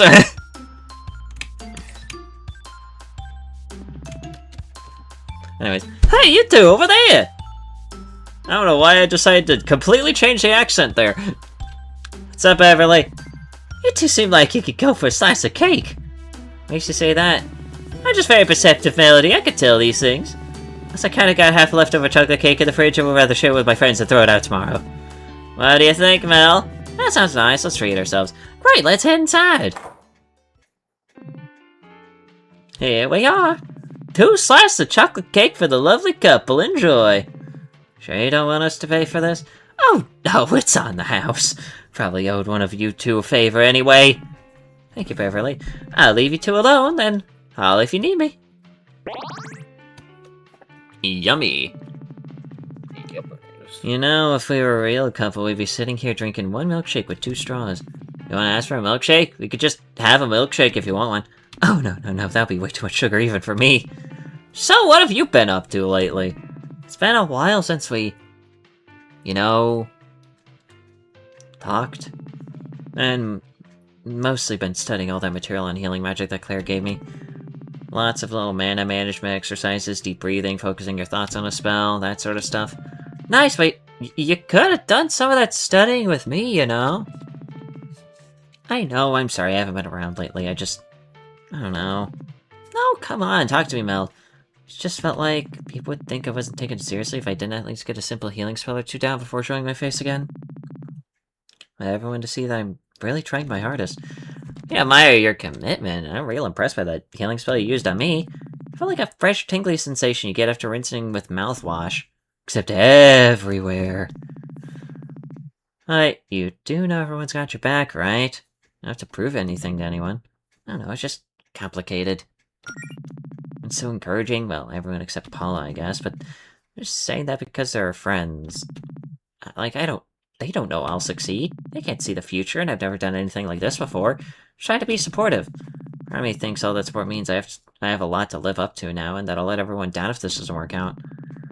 I want everyone to tell me they think I'll fail, so it's complicated. Melody? I know, I'm sorry. Just overthinking things, ignore me. What about you? You got much training done? Nah, not really. Claire says at a certain point I'll only get better at fighting monsters by, fighting monsters. I haven't had a chance to go on an expedition or anything, and a whole hound or 2 aside, there aren't a lot of monsters to fight around town. You've had that faith in the Paladin Brigade are so good at their jobs, huh? Yeah. Well, that reminds me, I should probably tell you the big news. Brace yourself for this one. I quit my job! Yep, no more working my butt off chopping down trees for minimum wage. Put in my 2 weeks notice, 2 weeks ago, actually. Which means I can focus on venturing full-time. Sure about that? Sure, that's a good idea. I mean, we haven't really even started yet. That seems like a pretty huge gamble. Don't worry, I got this all figured out. We had a few months' rent saved up already. That gives us time to focus on the adventuring thing for a while and really try to make that work. Not gonna get much treasure hunting or monster fighting or whatever done if I'm only free 2 days a week, Mel. I guess. I just think it's a really good opportunity and I don't want to waste it. I mean, isn't that why we let Claire power us up with Fortuna magic? Because we're ready to dive into this? I suppose. Speaking of the guild, have you seen Claire lately? Jody says she's been working on some kind of project. Yeah, no idea what's up with that. Claire never tells me anything. You know how she can be. Thought you said no guild business today, though. I'd at least like to tell her about the progress I've made. Nah, fair enough. Hey, Beverly, what about you? Any idea what Claire's been up to? I don't know. All that magic stuff Claire gets up to is way over my head.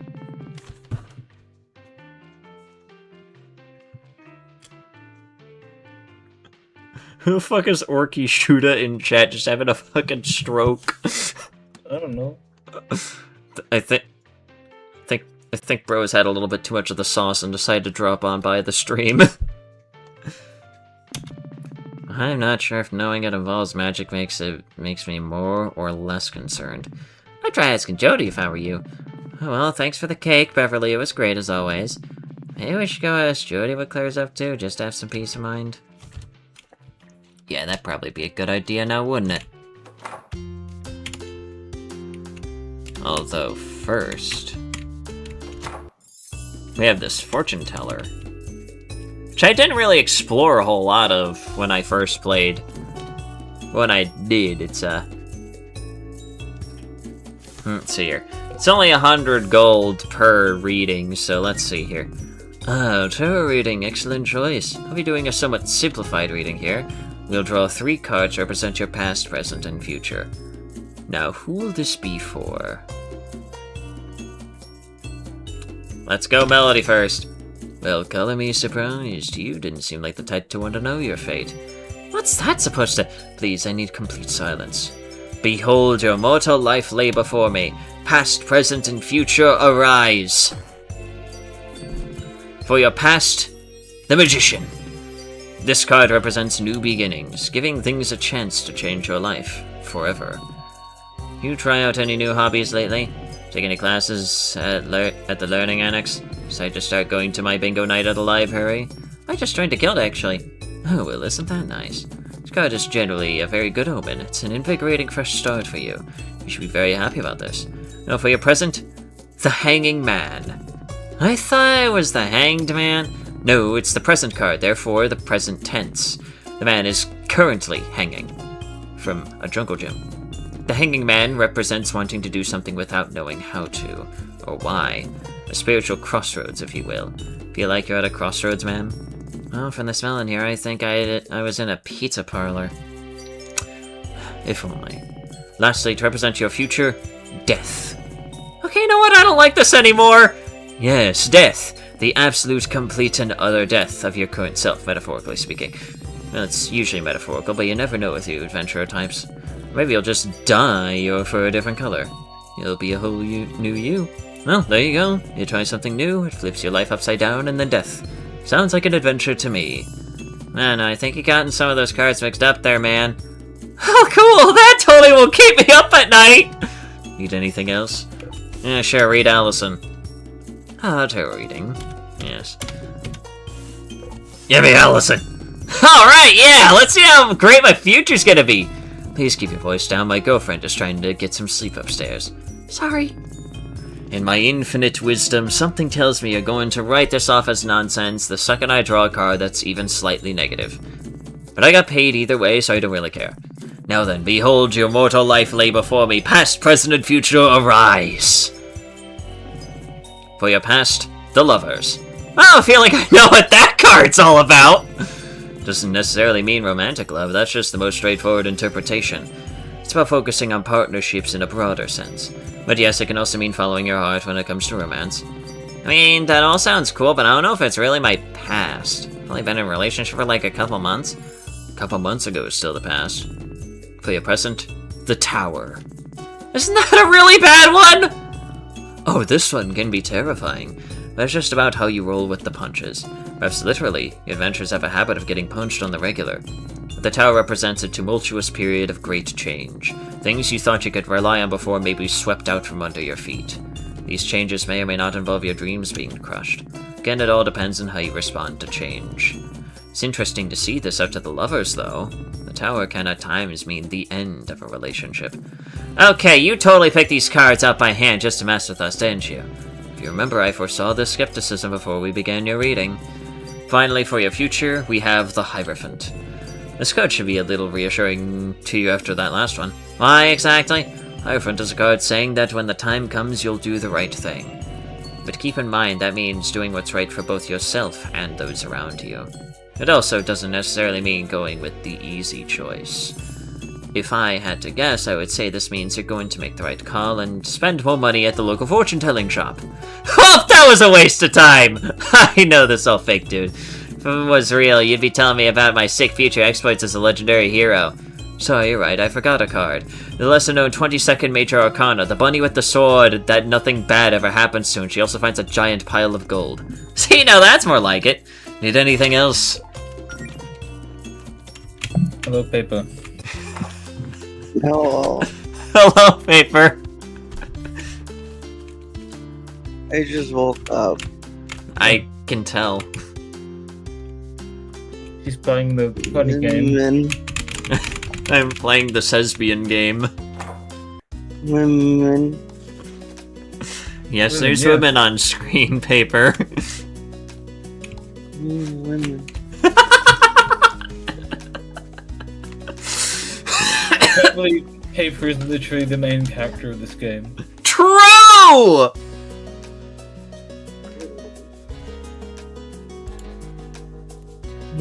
Fuck. Yeah. Not only that, but you also have Bunny Girl. Oh, now I recognize this guy. Okay, there we go. Real. Anyways. I love my wife. Cool magnets. Get it? Cool? It says, yes, Mel, I got your bad joke. I miss my wife.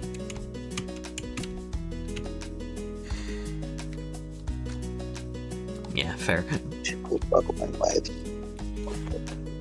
I don't know why, but my mind automatically defaulted to the fucking I miss my wife tales. I miss her a lot. I'll be back. This is a poster for a show you actually went to, Allison? Yeah, it was one of those grindcore bands I was really into back in high school.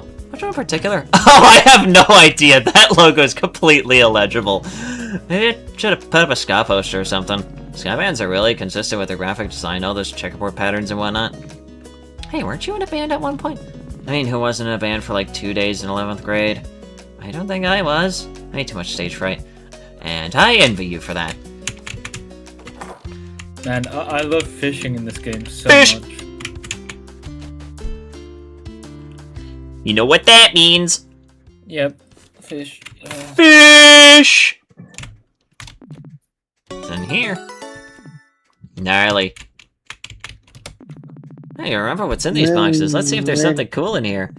Allison, don't you know what's in your own basement? You gotta have some mysteries in your life, Mel. Keep things interesting. Tubular. Who the fuck says tubular anymore? My wife does. Alright, fair enough.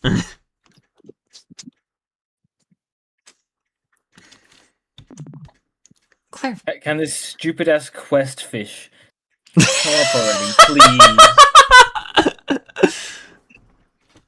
Claire, what? Why are my basement's walls covered in trash? I can assure you it's not trash. I like the lights. They're festive. How long have you been in my basement? What are you even doing down here? Listen, I'm sure you have a lot of questions, and I can answer those questions if you have some free time and you think you're ready for something special. Sure, fuck it. I guess we're ready? What are we ready for exactly? Wonderful! All you need to know is that your basement is now the entrance to a dungeon! What? What a what? Oh dear. Dungeon. See, as your new guild master, it's my responsibility to give the two of you a proper education when it comes to adventuring.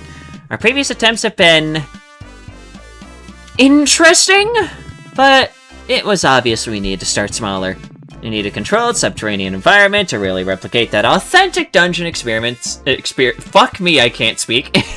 Authentic dungeon experience in a more accessible manner. And in case you hadn't noticed, this is the only house in the neighborhood with a basement. Lucky you. So now your house has this cool underground labyrinth that we get to explore together as a team! It'll be so much fun! Claire, just because you're my new boss or whatever doesn't mean you get to bust into my basement to do some radical remodeling. Okay, first of all, you hardly use this basement, let's be real. This place is a rental! How am I supposed to explain this to my landlord? I'm sure they'll see that this adds a lot of value to their property. Look at all this extra square footage. And where the hell did you put my stuff, huh? It's around here somewhere. I may have put it in hammer space storage or something, I don't know. I don't even know what to say. How about, wow, thanks Claire, you sure did put in a lot of effort into handing us our first adventure on the silver platter. Okay, that's a lot, but let's just stop and take a deep breath, okay? No yelling. Melody, what about you? Isn't this perfect for you? You get to do your training right for the comfort of your own girlfriend's home. Well, underneath it. You've been practicing the spells I gave you, right? Don't you want a chance to show them off? Come on, this will be fun! Sounds like more like your entire idea of fun. Claire, this sounds like more your idea of fun than mine. No, believe me, I'd find it just as fun to drag you two to the library and lecture you on your new magic powers in a more academic setting. Putting you in a mildly dangerous... But putting you in mildly dangerous situations and making you use your abilities as part of a team is much easier. I'm sorry, building an entire dungeon is the easy solution? In what world is building an entire dungeon the easy solution? Allison is more of a hands-on learner. That is true. So I figured the easiest way to teach her how to fight monsters is to... well, let her fight monsters! Just in a controlled environment. Wait, monsters? Real monsters? Well, real-ish. They're more like dark magic constructs, I guess. They'll still put up a fight, though. Oh, I do like fighting. Okay, fine. I'm still not crazy about this basement dungeon idea, but I've been dying to see some action. Make sure you put everything back to normal later. I don't need rowdy basement monsters trying to eat my face in the middle of the night or whatever. I'll put it on my to-do list. Anyway, I was waiting for Jody to show up before starting, but... you know what? I think we can handle this on our own. We'll just be 3 pals on a fun-filled dungeon adventure. Are you really sure that's a good idea? Come on! What's the worst that could happen? Claire dooms the planet! Oh, actually, could we postpone? We're kind of on a date or whatever. More or less. I mean, unless you're okay with being a third wheel. I don't really care. Fair enough. Welcome aboard, third wheel. Okay, but fair warning, I could start macking on my girl at any time. No, really? You don't say! She's primarily driven by impulse, Claire. Sure. Some real hardcore tonsil hockey, if you catch my drift. Okay, that might be an exaggeration. Listen, you two are making it weird. Fesh quiz. Fesh quiz? What? What? Fuck did you just try to say? Fish quest. Quest. Fesh quiz. What? What am I? Oh my. Fesh quiz. Fesh quiz. I'm so sad that YouTube took out the clipping function. I'm so sad. Fuck you, YouTube. Fuck you. Yeah, YouTube decided to replace it with literally the inferior version of it, which is so fucking stupid. Why did they do this? Because fuck you and fuck everything that you enjoy. That's why. Yeah, true. Anyways, listen, you two are making it weird now. Just so you know, can we go? Swap it, spit. I get it, Allison. Land a big smacker. Smooching. This is your revenge for me trashing your basement, isn't it? Face-sucking, locking lips, puckering up, watching submarine races. Can we just go already?! I love my wife. Anyways, here we go. I think Paper might love the wife. Let's see. The basement dungeon. Here we are. Basement. Benoy. Benoy. Let's see here. We gotta do our standard setup here, and then burn the bastards. Kill the bastards. Let's talk better mileage. Kill the bastards.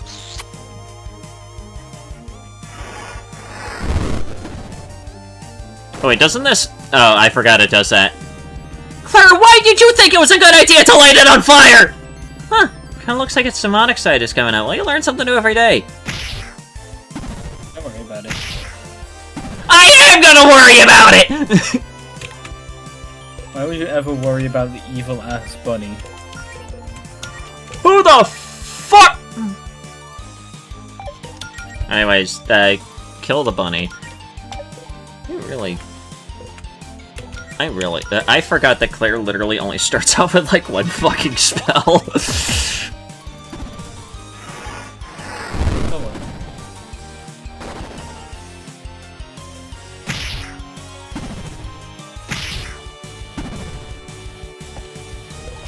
Okay, well, you see, the small problem with that is, well,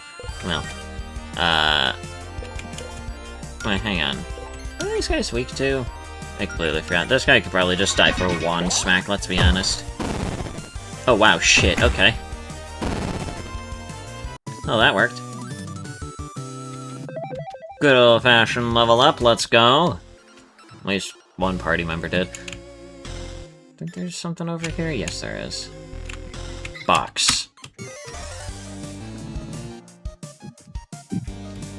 Okay, I need to make sure I don't ignite this one, because this guy drops something that I kind of probably want. Well, let's obviously do this first, and then... Claire, I'm gonna need you to not light this guy on fire.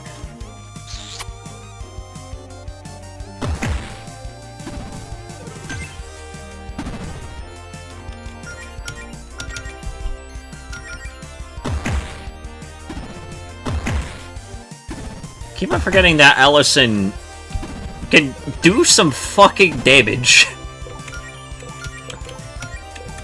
Let's see here. I'm gonna kick that bastard's hat off. Oh my god, that was its weakness. Who knew that the hat would be the weakness?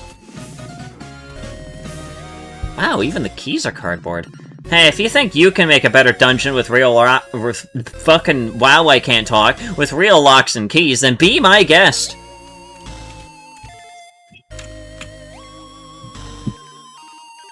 You know, RPG games are...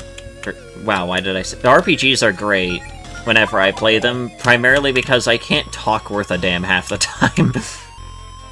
Also, Santi, you better not do the save thing again. Hey, let's go back and save! Kick the hat, crappy explosion gif.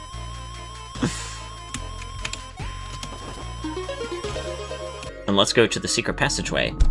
Wow, way to think outside the box, Melody. Or rather, outside the dungeon. Oh, sorry, are we not supposed to be back here? You're not, but trespassing is half the fun of adventuring, so I'll allow this. Isn't this, like, right next to the fucking tower, right?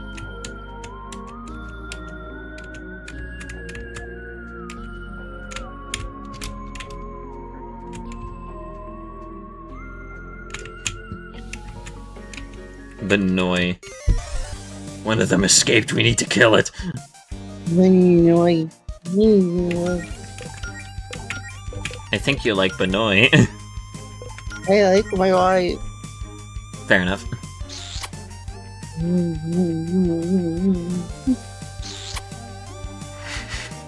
I can tell that you're still, like, probably half asleep. God damn it, she's on fire! I'm gonna fucking kill it. Don't worry, I have a plan. It's called, kill it before it kills us.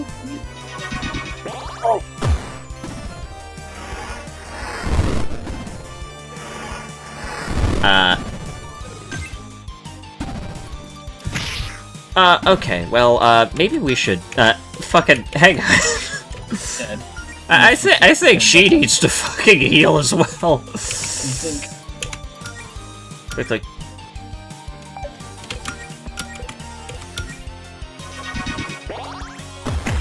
Yeah, we probably shouldn't have any of our party members die. That'd probably be very bad. Also, paper vanished. No! It's either she's getting on her PC, or she's just gone. Wait, I unlocked Dive Bomb? Fucking when? You know what, whatever, I'm not even gonna complain. Dive Bomb's pretty good. Die. Die! How is the Dust Bunny still alive? Oh my god! Oh, he's on 16 health. Heal, please! Oh. Ooh, that was stressful. Okay, maybe we should actually put some armor on Allison because we forgot to fucking buy some. Jesus Christ! Yeah, that's a good idea. I have 13 potions. I might as well make some use out of them real quick. Oh, thank God. I thought you were gonna go all the way back to the save station and... I don't think you can even heal by save stations in this game. This isn't Undertale or Deltarune. Doesn't really do that. This takes us back to here.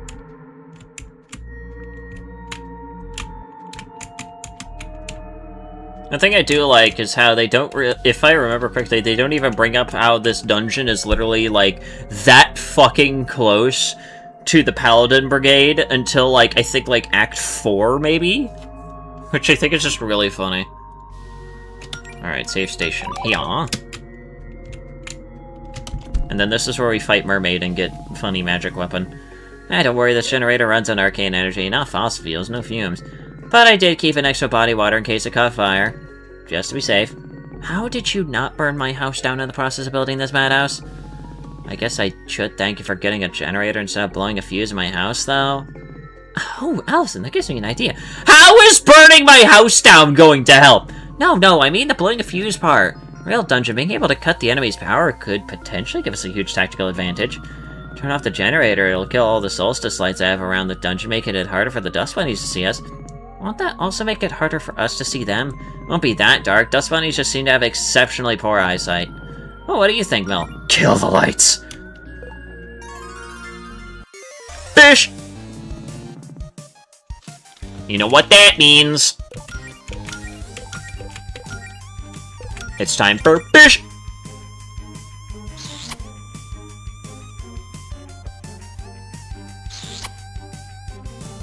You know what time it is. It's time for fish. The fish. Alright, so let's see. I can't wait for Ulysses Prime to die out when P-3 finally comes out. Again, how the fuck would it even be Ulysses? I don't know. Guys, he was mentioned once as a metaphor. But they leave out the fact that it's a metaphor.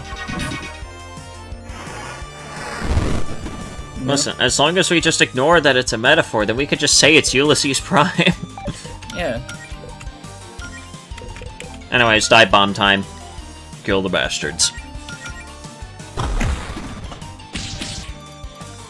Have you seen what they're posting about Pragmata? Huh? What the fuck is Pragmata? Video game Capcom. Oh.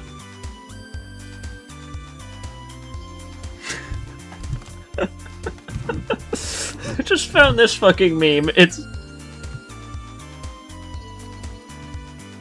Oh. I just found...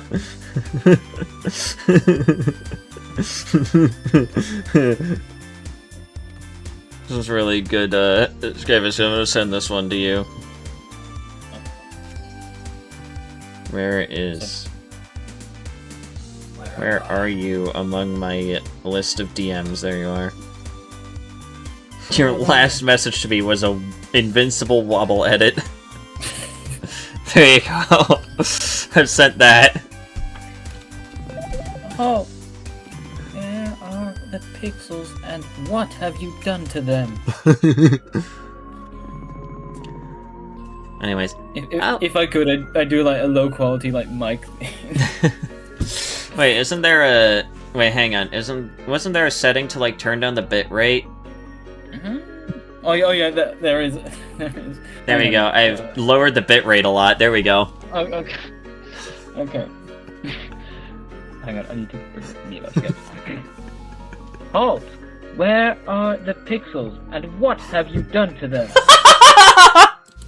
Perfect! And now it's back to normal. That's great. Damn it, I wish I could clip that. Same. I want to kill John YouTube. John YouTube needs to go. So here. Okay, what do you think you're doing in my secret hideout? You can talk? Your secret hideout? That's connected to my dungeon! Wait, dungeon? Are you like bad guys? I tried telling her the dungeon thing wasn't a good look. Can I not get into this right now? Excuse me, how is a mermaid surviving in this little pond? Are you okay? Do you need help getting back to the ocean or something? Oh no, I'm fine. Water's way deeper than it looks. There's a whole underwater cave network down here leading back out to the ocean. I just found this cool little cave with solstice lights and I thought it was a nice place to chill. Which was until you guys barged in and beat me up. Again, I was here first.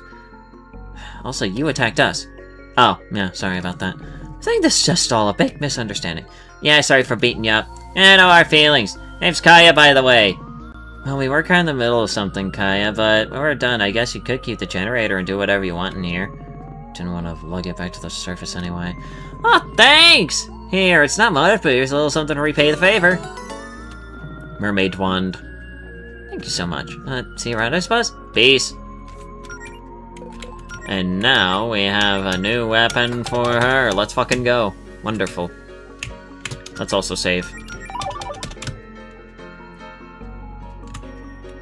I wonder if we'll come across Hank in Act 3. Where would he be? In treachery or something? Probably, since we haven't seen anything like for it in Flood. Alright, check your DM this about Pragmata. Okay, fine. Is it about people being disgusting about the Oh, I think I know what you're talking about. Isn't it that one where you play as like a guy in like in like a mech suit or something like that, trying to help a little girl or something? Yeah. And then there's like a whole bunch of lolicon freaks that are like gooning over the little girl. Yeah. Yeah, I thought so. Yeah, now I know what you're talking about. Yeah, I heard about that and I was just like, what the actual fuck is wrong with people? Many things. You know, some people just need to be shot. Yeah.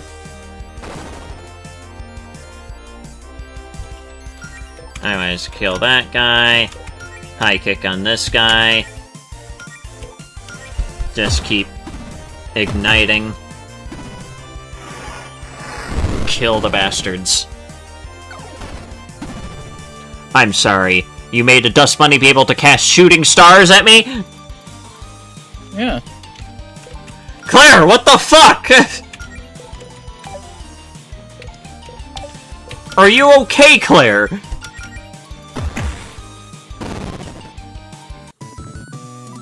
No wonder why first Pragmata subreddit got banned. Was the first Pragmata subreddit literally just them jacking off over the little girl? Are you kidding me? Yeah. Well, I don't think it was... I'm pretty sure it wasn't everyone there, but like, a majority. Yeah. Disgusting. Really, Claire? Disgusting. Only 10 girl? Yeah, exactly. Disgusting!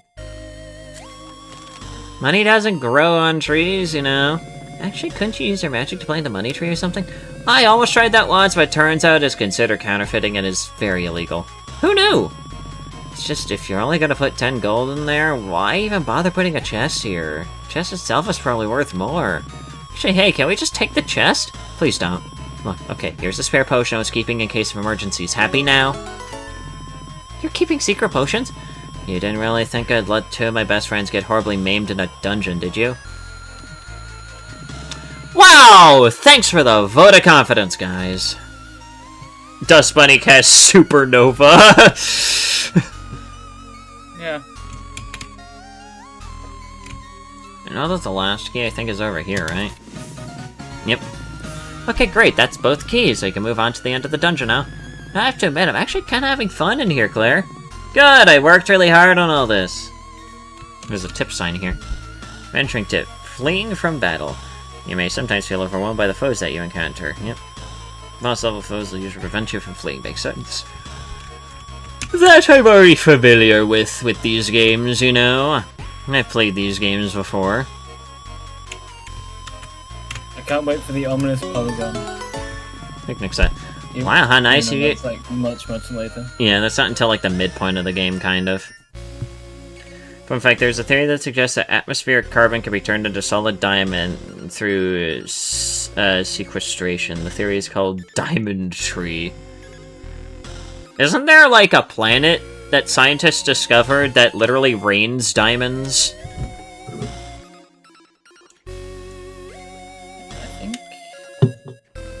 I mean, it's either that or it's made of diamonds. Or something like that. Yeah. I don't know. Ah, how nice of you to provide refreshments in your dungeon, Claire. That's enough to heal all of us in a pinch, so be sure to use it wisely. Let's remember that we can't use a picnic set while in the middle of a fight. It's your dungeon, Claire. Couldn't you just make the monsters wait for us to have our snacks? That depends. Can you eat a whole meal in 6 seconds? Is that a challenge? Please don't ruin this lovely picnic set I bought just by trying to scarf it down in one combat turn. No, I think we're going to do exactly that. That would be funny, I think. You're right. We need to make sure that we, shovel food into our mouths as fast as possible. When you're playing Elden Ring Reforged outside of your streams. The fuck are you talking about? Mod Elden Ring. Ah. In fact, like, the only mod that I think I know you've played is, Seamless Co-op a while back with paper. Yeah, exactly. How the fuck did that bastard dodge that? How the fuck? The fuck? Heal, please. And then kill, and then you need that.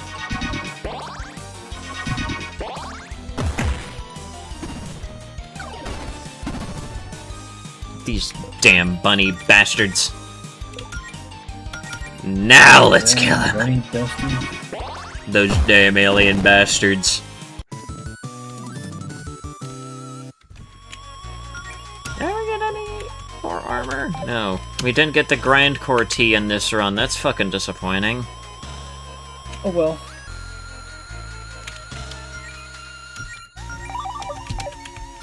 And here we are. I got 2 keys, what now? Gone. Oh, I guess it's open now. Okay, that's it, you two. Final battle. What's in there will put your skills to test more than anything we've faced so far. Oh dear. You two are ready for a tussle. A tussle? Really? Wow, what's wrong with calling it a tussle? Well, the way you piped this up, it sounds like a little more than a tussle. Hey, a brawl? Ah, fracas. Can we just get this over with? Those monsters are itching for a tussle. Okay, now you're just being difficult. I'm always being difficult. Okay, here we go. My first real chance to show you two what I've got. Don't blink, you guys. Big bunny. Why it's big? No, you see, it's big because big. Fair point.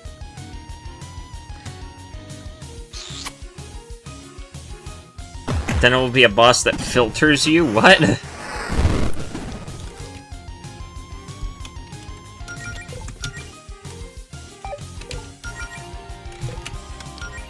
Burn the bastard.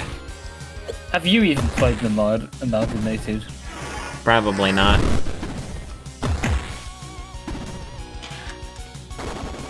Because it's only like until a bit ago that you started playing Elden Ring, if I remember correctly.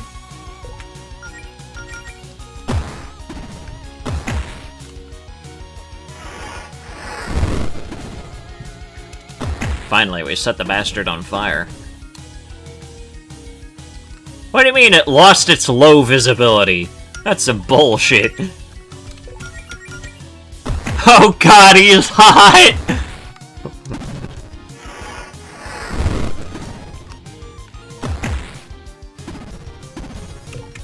Alright, hang on, let's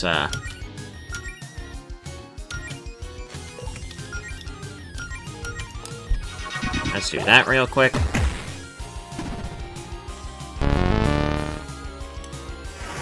Uh-oh.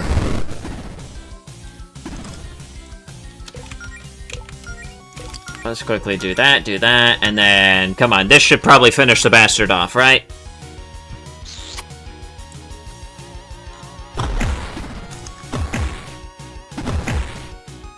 Never mind. And dead.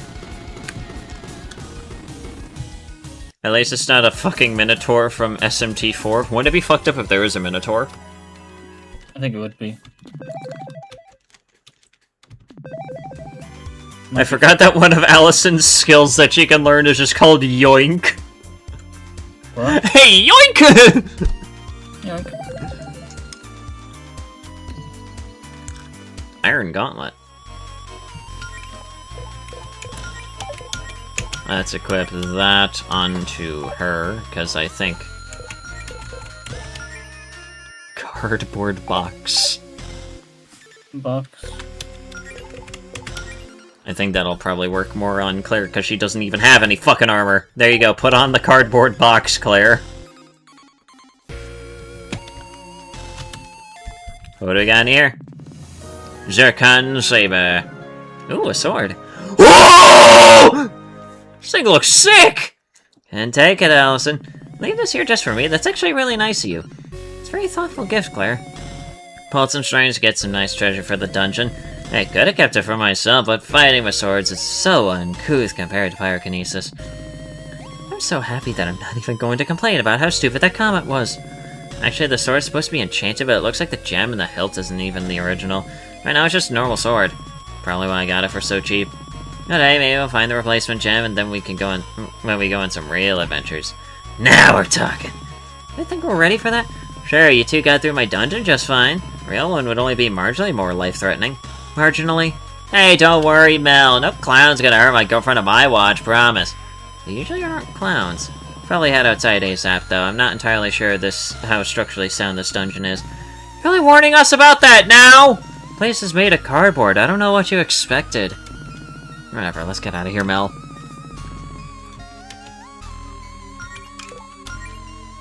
New sword.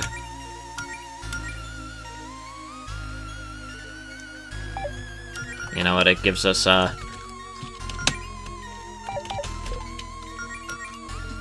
put the Iron Gauntlet on Melody, because I think that's just funny. What? Okay, I didn't put a wall here. Claire, how are we gonna get back upstairs with this wall in the way? Are we trapped? Not trapped, we just have to find another way out of here, I guess. Oh, I get it. This is another test for us, isn't it? Very clever, Claire. No, it's not. I'm a little freaked out, honestly. I have no idea where that wall came from. If we don't find a way out, what if we never make it out of here? Does anyone even know? Does anyone even know that we're down here? That's not gonna happen, babe. It's gonna be okay. What if it's not? Oh, we're gonna get out of here by... Well, we're not gonna get out of here by standing next to this wall. Let's try to find another exit, okay, Mel? Well, since I don't like this at all. The wall. The door. I'm gonna fuck the door.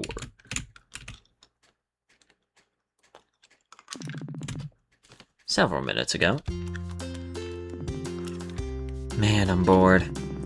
Goes midnight down in Allison's basement an awfully long time. Wonder what they're up to. I'm barred. Haha, funny.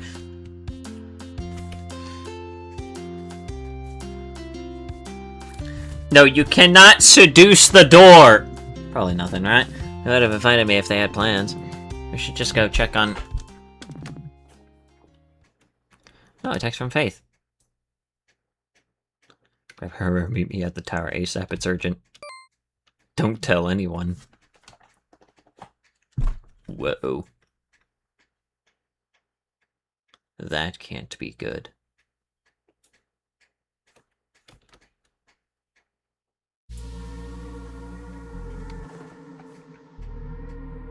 Anyways, now we're here. In the funny room. We are approaching the funny.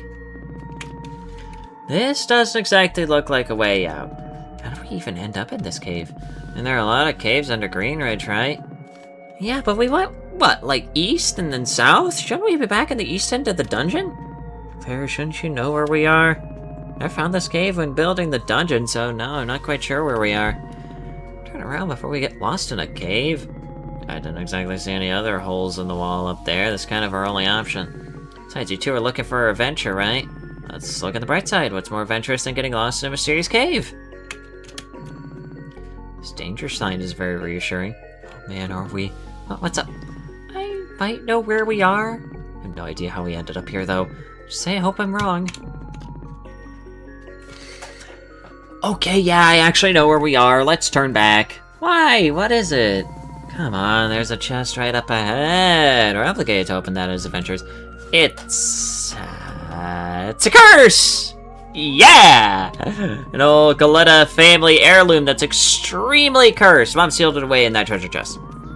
Realize it just makes me want to open the chest even more now, right? This chest is also booby-trapped. Realize I'm not buying a single word of this.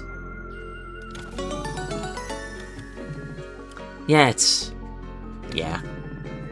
Hey, is this your mom's photo album? What is this doing here? Well... Okay, so when I was 18, I was trying to start fresh and wanted to shake off some of that middle and high school dweebiness, you know? Kinda like remaking on social media. So after my mom left, I kinda hid this old photo album of hers filled with embarrassing photos of me in a cave so no one else would ever see it. Wow, and I thought I was melodramatic. Yeah, I guess it might have been a bit much. You know what this means, though, right? I've gotta see what's in this photo album. What? No way. Oh, come on. How bad could it be? Melody, back me up here. Ain't you curious, too? Man, I've probably seen most of them before. If we dug enough, we'd probably even find some photos of me. What? Fine. It's probably nothing that embarrassing. Just a quick peek, though, okay? Oh my god, is that your mom? Choose your next words carefully, Claire. I was just gonna say, she looks like a total badass. Definitely buy all those stories you tell me about her now. Wait, you don't believe them before? How old is this one? You look really young here. And this was before we moved here, so maybe 4 or 5? Explains why my hair's a total mess. It's hard to remember time when you didn't spend an hour a day on your hair. What's next? Who's this? Do you have a sibling I don't know about? That's... me. Oh my god! Yeah, I had a scene phase for a brief period in high school. I know, it's stupid. No, wait, it's cool. You're just expressing yourself. My parents would have killed me if I tried something that extreme. Anyway, next. Oh my god! Yeah, laugh it up. Your mom dressed you up as a carrot? I was 1 year old! What the hell was I supposed to do? Oh man, that's just great. The humble origins of the legendary hero Allison Galetta. Yeah, I definitely remember why I hid this thing. Oh, relax. I'm only teasing. So adorable. You should be thankful your mom preserved all these happy memories for you. Yeah, I guess you're right. That was fun, but now we're still stuck in a cave. Cave that, if I remember correctly, should be on the other side of town. Something is definitely going on around here.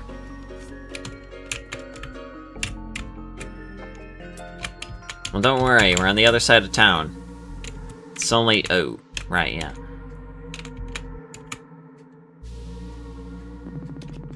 Elson, you said you'd been in this cave before, right? Has this void always been down here? Yeah, no. Wow, this is incredible. It sort of looks like the fabric of reality is falling apart. No, it just looks like we're back in your dungeon. And that weird magic effect you had going on with the floor is leaking out. Or something. Are you trying to freak us out with your bonding through danger shtick? No, I really mean it. This is not a part of the dungeon I designed. Okay, Claire, listen. Is it possible that maybe when summoning the dust bunnies you got a little more than you bargained for? Not a chance. I was incredibly careful about this. It takes much more energy to summon more powerful creatures. I used a small amount of mana to summon exactly as many dust bunnies as I needed. I think we stumbled upon something else. Couch. It's a pretty nice one, too. I could really go for a nap. I'm pretty tired from all this dungeon business. I think I'm gonna pop a squat on this couch and pass out for a little bit. Really, right here in this part of the dungeon that shouldn't even exist? Sleepy Bunny, Claire. I wasn't expecting to go on some wild dungeon adventure today. I need a sec to recharge. Needs a little rest, too. Also, there's absolutely no way I'm going ahead without Allison. Of course. Well, I suppose some rest could do us good. Let's take a power nap.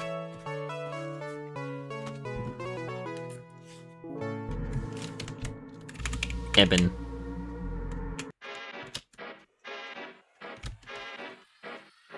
And now for the funky beats. Let's go.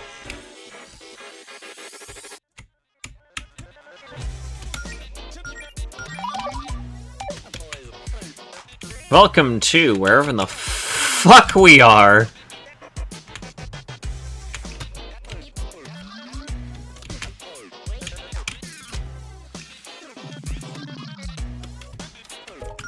There's certainly something wrong going on, you know? Just a minor issue here.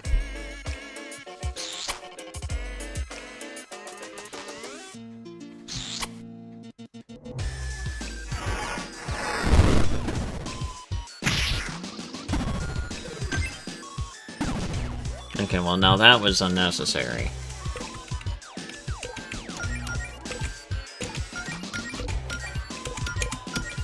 Let's just quickly do that. Oh, and that's gone now. Oh, and that one's gone too! Fuck yeah.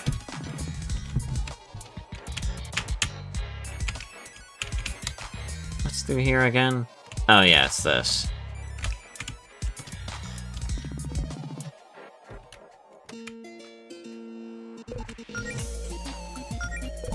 It goes in the square hole.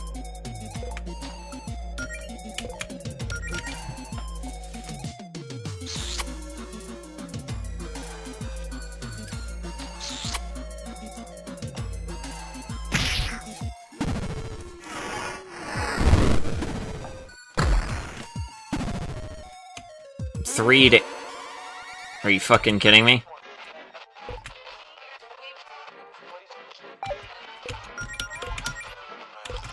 Let's see here, let's try that.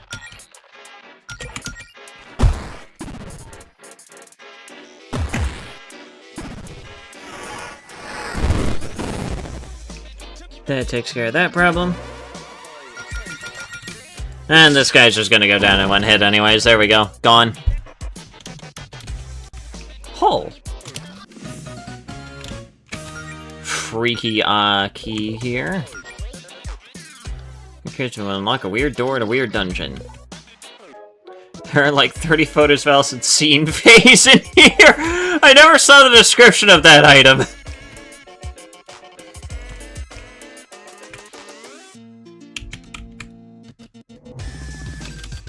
Alright, so let's see here. We do that, and then we do this, and then we do a little bit of this. Wait a second. Oh, Jesus Christ, Amalgamated.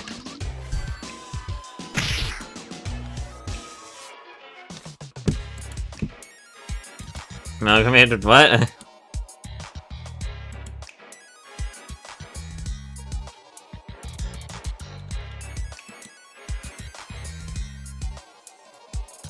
Does the game end up in killing a literal god? Yeah. Basically.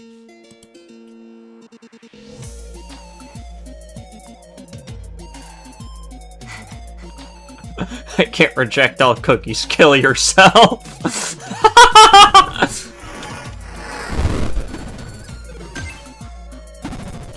Amazing seeing a Dan post in quotes.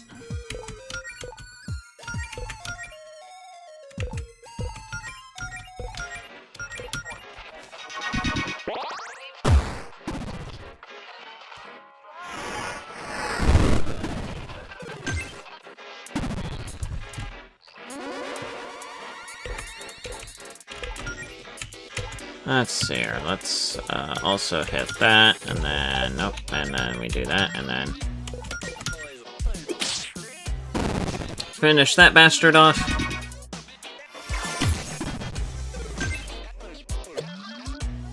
Nice. And then just do an all-out attack at that point. Bastard's gonna die anyways. Wonderful. What's in this? Ah, key too. I am not sticking my hand in that!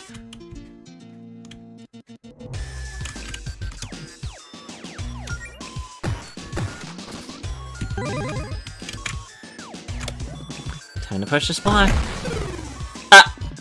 Or, you know, it could do that.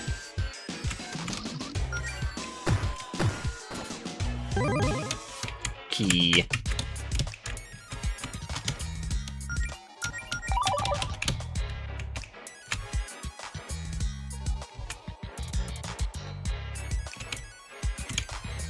Alright, I need to find the thing to learn, what is it, Purify, I think it was? That's around here somewhere, right? That one is up here, if I remember correctly.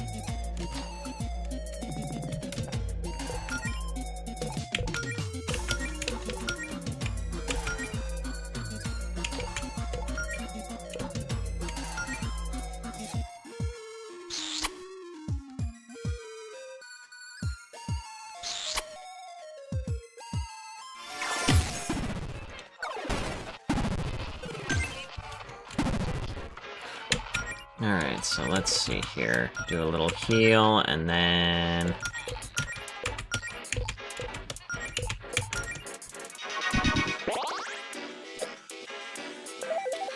There we go!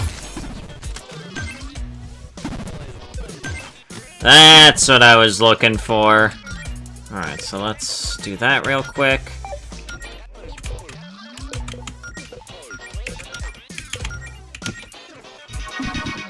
Do that. Kill that. How did I manage to burn a... Oh, fuck.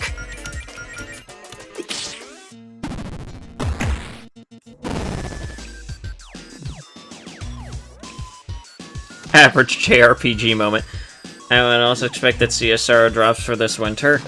It's probably not gonna drop that early. I'd be surprised if it drops that early, goddamn. Is this a computer? This thing is downright ancient. It's so old, I don't even think it has a mouse, just arrow keys. Wish I had a trackball, that'd be fun. Also, were you the type of kid in school who would always steal the trackballs from the old mice in the computer lab? How short-sighted do you think I am, Claire? I couldn't have gone and played Flash games in the middle of class without a functioning mouse. True. Anyway, Melody, what does it say on the screen? It might be important. This looks like an email client. There's a message open on the screen. Things will get interesting down here once the process starts, so you may want to know this spell to clear away a certain type of corruption. Oh, the directions for some kind of healing spell? That might help us get out of here. There it is. Things have most definitely gotten interesting here, so thanks, V? Look at this message actually before, though. What's this process, and why is there a functioning computer in the middle of, well, wherever we are?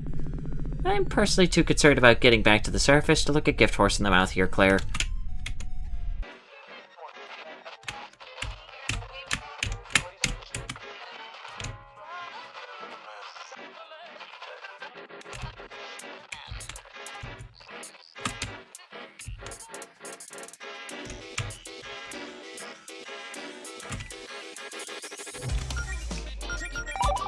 Save there.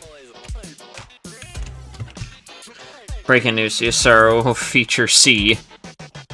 But will it feature Sorrow is the real question. Ah, shit. What the fuck is this lineup?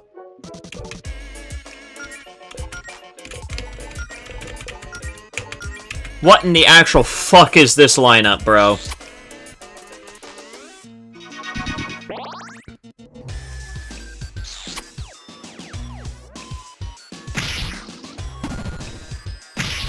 Oh, shit. Fucking...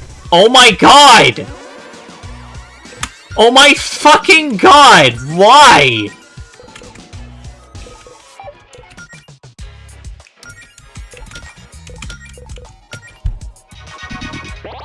Good fucking god!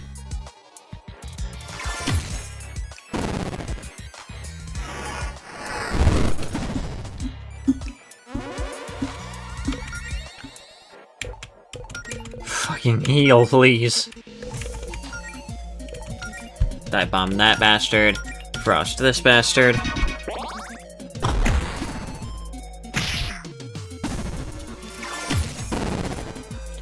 Finish that guy off. That's good.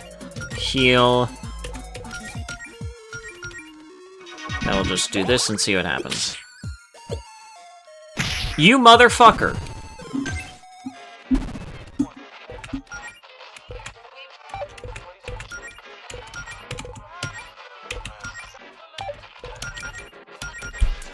Don't you dare dodge. This bastard is alive on 1 pixel of health. Are you serious? Thank you for dying.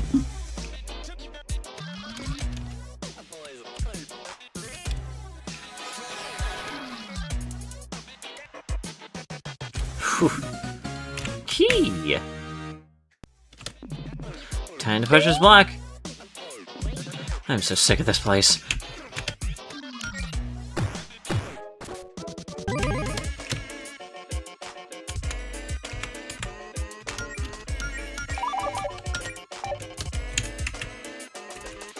Wait, did I go down here yet? I don't think I did.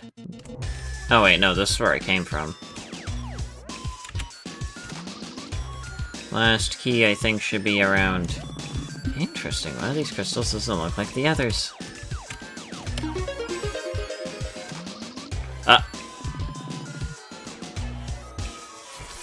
Well, I guess that's what we're doing now.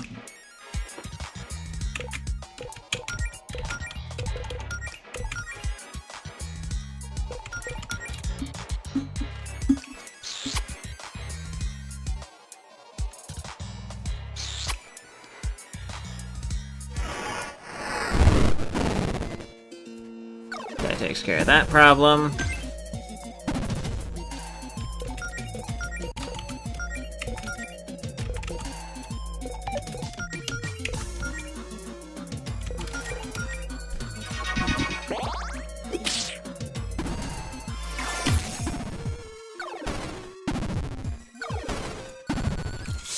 Okay, and then do that, and then we will do a high kick on that guy. And then Frost on this guy. Awesome. Eben. Learned attack boost, and we got another grindcore tea. Well, that helps. And then... Oh, that's already given... What's up here again? Oh, it's just a rip in space-time. That's fine. We can handle this. As for how these things can even attack in the first place is anyone's guess, but sure, yeah. You've got to be fucking kidding me.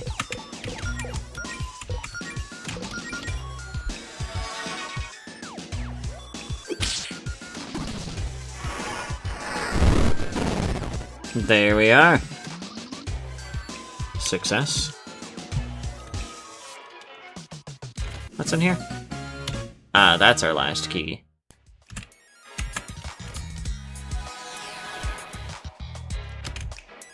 Then what's this over here? Tear of Revival. Alright, yep, that's useful.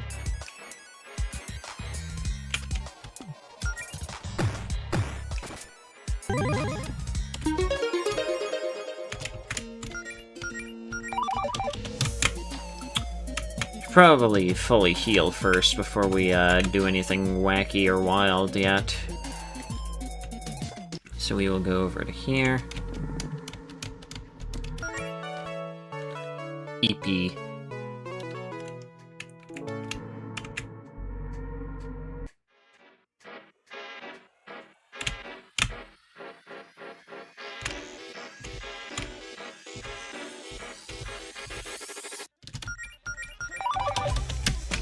Alrighty, let's go. We are ready. The fuck is this thing?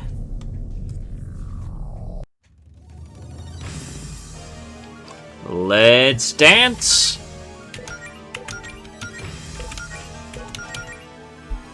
Can't remember. Is this thing weak to frost? Probably is, I think. Or from Miyazaki and CSR. I don't know about this. I don't even work on it.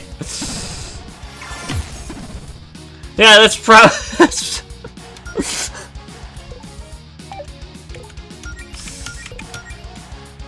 Alright. I think probably a low kick would probably work, right? Let's do this. Another attack boost, because I think that'll be funny.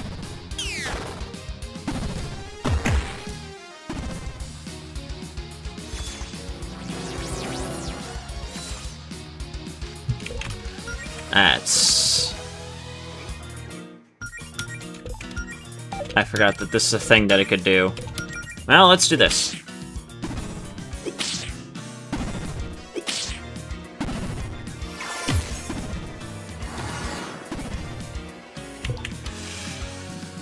Let's see. Heal here, and then put a high kick on that bastard. Just keep using frost, I suppose. A high kick is a weak point? Fine. Yeah, sure, that works. Bastard's only gonna probably get through like 2 of its forms here before this boss fights. Never mind, it has shield form. I forgot about that. You know, that's fine. That's fine. I can make this work.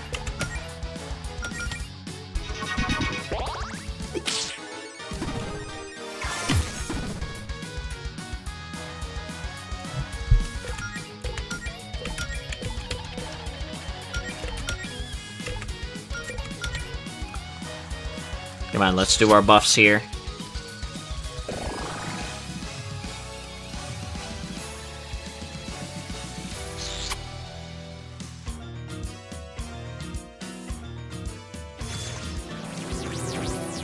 Then, yeah, basic form.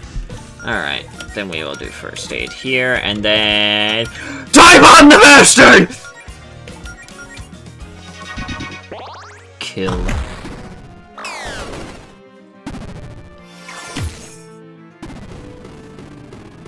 First try, baby. Only 2 of us leveled up. Herbal cure, nice. That's the one that cures poison, I think, right? Or maybe fire. Good lord. So I was right about you two being ready for a bigger challenge. How much power did that Fortuna spell give you? As much as I'd love to gloat at the moment, I'm more concerned about the fact that this is a dead end. Should we turn back? Maybe everything shifted around back there to give us an exit? Another monster! Resorting to name-calling, are we? Honestly, the nerve. You barge into someone else's property and pummel every living thing in sight, and you think I'm the monster? Is that all you have to say for yourselves? Okay, 2 things, dude. 1, if you keep trying to scare my girlfriend, we're gonna have a problem. 2, can you lose the goofy mask? I know my good looks may be hard to believe, but this is just my face. That's... okay. Nothing. Don't worry about it. Oh, you think I look peculiar, do you? Well, the feeling is mutual, you weird little... ear creature. Wait, do you not know what a rabbit is? Please, I never claimed to be a zoologist. You don't actually think you look funny, by the way. That would be very rude to the only person who might be able to help us leave, right, Allison? Yeah, I really love that one piercing eye that stares directly into my soul thing you got going on. As much as I love these cute little attempts to win my favor, I believe we're discussing something else. Oh yes, you 3 are trespassing. What are you doing in here? Other than causing property damage. We were trapped in here? Just looking for a way out and defending ourselves against the monsters, we swear. Figures, just 3 locals acting like they own the place before we're ready for guests. So you're responsible for all this? You made this whole dungeon by yourself? Not quite sure I would call it a dungeon, but yes, this facility is under my jurisdiction. Things were shaping up quite nicely before you 3 started knocking out my underlings. Even the most-of-it eggs! Those poor, helpless most-of-it eggs! You've crushed their self-esteem! Okay, but what exactly were you doing building a weird labyrinth down here underneath our town? Could ask the same thing about your little dungeon now, couldn't I? Ah, so you have heard of my work. Claire, now's not the time. Excuse me, I don't think I caught your name. My name is Javis. Not Jarvis, Javis. J-A-V-I-S. Everyone always gets it wrong. You may also refer to me as Sir if you wish to grovel. Okay, Mr. Javis, sir, what exactly is going on down here? Oh, just making some No, I will not talk about that. I'll just making some preparations before my superior's arrival. Tidying up would be the phrase, I believe. Your superior? Who's that? Ha-ha! Whoops! I probably said more than I should! It's none of your concern. I'm letting you three off with just a warning.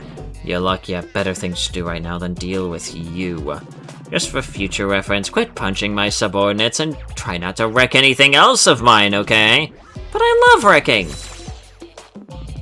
Well, then I have good news for you, you horrible little creature. Looks like the scrambler was damaged in your little skirmish and is going critical. This whole facility will be gone in a matter of seconds. Such a shame. I'll be leaving now. Let's hope we never meet again. Wait!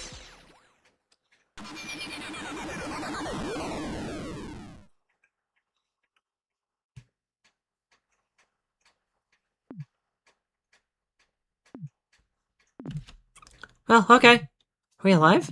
That's a good question. Claire, is this hell? Or just like a personal hell? It's a cave. That doesn't exactly answer the question. Is that whole dungeon really gone just like that? Looks like it. Oh, thank God. I'm starting to think we'd never get out of there. See what I tell you, Mel? You got nothing to worry about with me watching your back. Thanks, Allison. Can't believe it's all gone. What a waste. Claire, that dungeon was bogus. I know, but that was like our first real adventure. It was such a good learning experience. I wish we had a chance to take notes. Well, next time you get stuck in a reality warping dungeon built by a talking videotape, I'm sure you'll remember to bring a notebook and a pen. Now, I hope that this is the last time I have to say this today, but let's find a way out of here.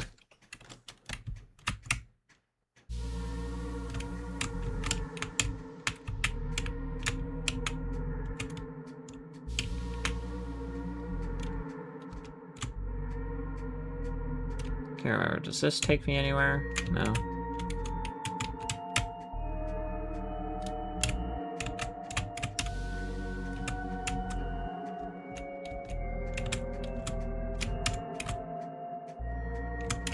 Oh yeah, this is open now.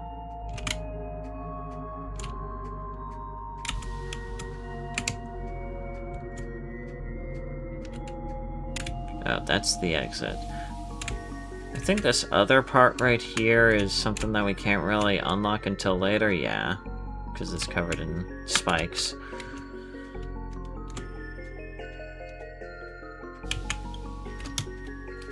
Yep, there goes my sight. Oh my God, we did it! We made it out of there in one piece! Well, 3 pieces because there's 3 of us, but you get my point. See, I told you we had it under control! Your adventures with Jody usually that whack, Claire, is that new? That was... well, it was something else. Still processing it, I think. Well, I don't know about you two, but I'm exhausted. I'm heading back to my place for a nice long nap. Oh, before you go, maybe we should, you know, keep what happened down there to ourselves? For now, at least.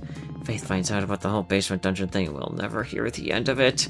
I'm not sure anyone would believe us if we told them what we just saw anyway. You're the boss. Now you coming with? Oh, yes, could really use some rest myself.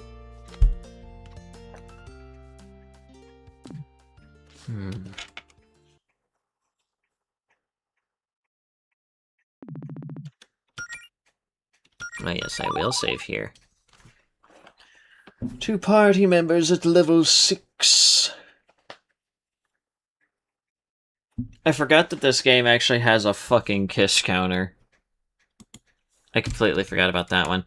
What are my other files like? 112 on that one. 201? On the fucking one where I actually beat the game? Jesus Christ! 201!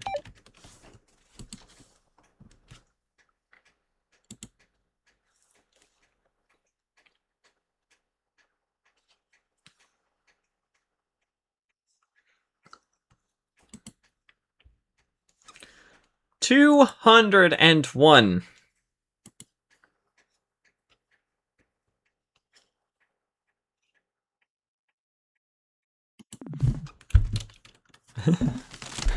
Caspian Liss.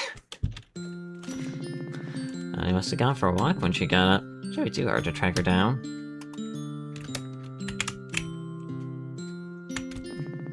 Who painted this tent on the ground? Oh yeah, I forgot that the stat just doesn't fucking exist. I forgot about that.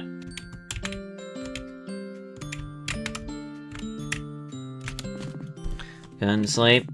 Still restless, I guess. How'd you know I would be here? I didn't. It's like my fourth guess. Want some coffee? Ooh, what kind of coffee? Extremely sugary kind with very little actual caffeine, just how you like it? You shouldn't have, but I'll take it anyway. Well, today sure was interesting, huh? Certainly can't say that's how I expected to spend my Monday. What'd you think would be different? Less eggs, mainly? Fair enough. You did great, though, all that healing on the junk. Kinda done all that without you. I've gotten punched clean through a wall and left a bunny-shaped hole like a cartoon. Yeah, I'm feeling pretty good about all this. Circumstances might not have been ideal, but I don't know. Well, healing just feels right. It just feels good to be useful to someone. Well, it's not good to judge yourself based on how useful you are. Okay, maybe that's not the right wording. It just feels nice to be helping people, you know, keeping my friends from getting hurt, making a difference in their lives. I finally figured out my thing. Your thing? Okay, like, Claire's got her magic and Jodie's a courageous knight with a code of honor and all that. You're a great fighter and you're super cool. What stands out about me? Being pink? I don't have any flashy talents or interesting hobbies or a cool job. I'm just kind of around. Maybe healing is my thing. I mean, you seem like a natural to me. You've already got a lot of things. You're super nice, you're insightful, and you're generous, you're a really giving person, you know that? I guess you're pretty cute too, that's a plus. Look at me! Glad you think I'm cool, but I'm just a big dummy who likes swords and cute girls with swords and run-on sentences. Because what I'm saying is, I hope this works out. If it doesn't, you shouldn't worry about trying to force yourself into a neat little box like that. Good for you to just be you. I mean, I already like you for being you. There's like so many smart things, you big dummy. Well, when you talk as much as I do, eventually you get lucky and say something smart. Well, you, is this guild thing going as well as you'd hoped? I mean, pretty much. Aside from the weird limbo dimension or whatever we stumbled into, I can't complain much. Don't sound that enthused. No, I am. Just groggy. We're doing great, I guess. It just doesn't feel completely real yet. I don't have any reason to be concerned, though. It's fine. Afraid just being dumb and not letting me relax. I know the feeling. But you've had to do this your whole life, right? Yeah, pretty much. It's not hard to want to be an adventurer when most of your formative memories have all tagged along with your mom and her legendary adventures. Can you imagine what that must have been like? Okay, my mom probably didn't take me on our grandest adventures before we settled in Green Ridge. Just more toddler-friendly ones. All legendary adventures with no sharp objects or potential choking hazards or swearing. Everything felt really grand to a little kid like me, though. My mom was the coolest person in the world to me. She wasn't afraid of anything. It's like being the kid of a superhero. So I guess because I always thought that being an adventurer was the coolest thing you could be. Still feel pretty much the same. It's a bit much to live up to. Just be happy that I'm getting the chance to do this at all. Especially with you, Mel. Told you why I chose the name Melody? I don't think you have, why do you ask? I don't know, we're just reminiscing now, I guess. So you know how I always have to overthink everything, right? So I really wanted to make it count. I couldn't just pick any name. You sound like a sweet name to me, and it probably sounds stupid, but I thought that in a song, the melody is sort of like the centerpiece, like the focal point of the song. There's a certain confidence to it. It's part of the song that people pay attention to in most songs, right? I don't know, that might be all wrong. I should have taken music theory in high school.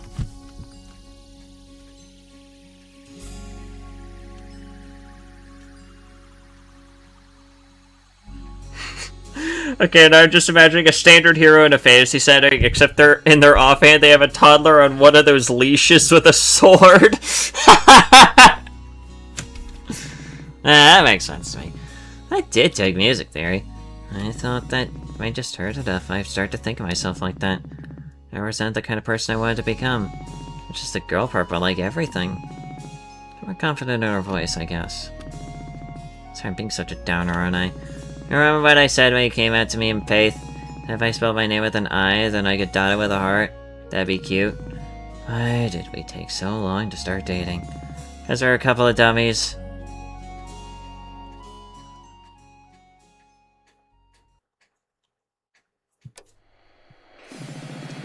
Are you there, my queen? I've got a status report on the operation on... whatever it is they call this horde planet. Last I heard they were calling the planet Reverie. Reverie! That's the one. Anyway, I'd like to report that everything is going according to plan so far. There may have been some minor setbacks, admittedly, but not to worry. We did anticipate the possibility of interference from the locals after all, so we moved on to Plan B. Nice work, Jarvis. We made contact with the potential recruit you had your eye on in Greenridge. Affirmative. It's quite simple to sway her to our side. While she's inexperienced, she makes up for it with raw skill and passion. I see great potential in her. And if nothing else, her familiarity with the area will be of great use. Well, hey, if you ever forget the name of the planet you're on again, you can just ask her. Good one, my queen. So when should I be able to make my grand entrance? I can only keep myself preoccupied for so long while you run around playing Dungeon Master and having all the fun. Very soon, my queen. If we remain on schedule, we should be ready within 48 hours. Wonderful. I hope they're ready for me.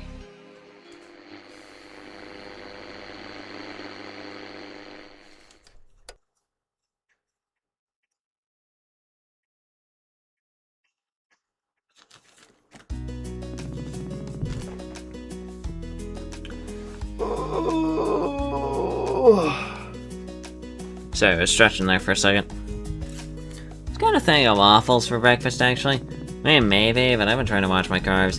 You want a waffle iron we never use, though. It's literally the only thing it's made to do!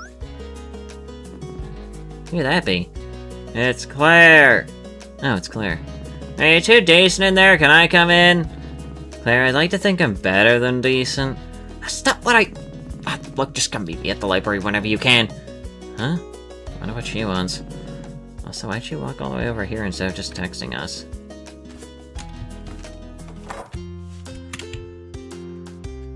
Is this shop open yet? Yeah, fucking course it isn't.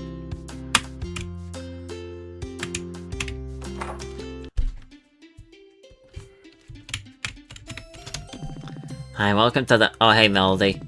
How about is Claire in right now? Unfortunately, yes.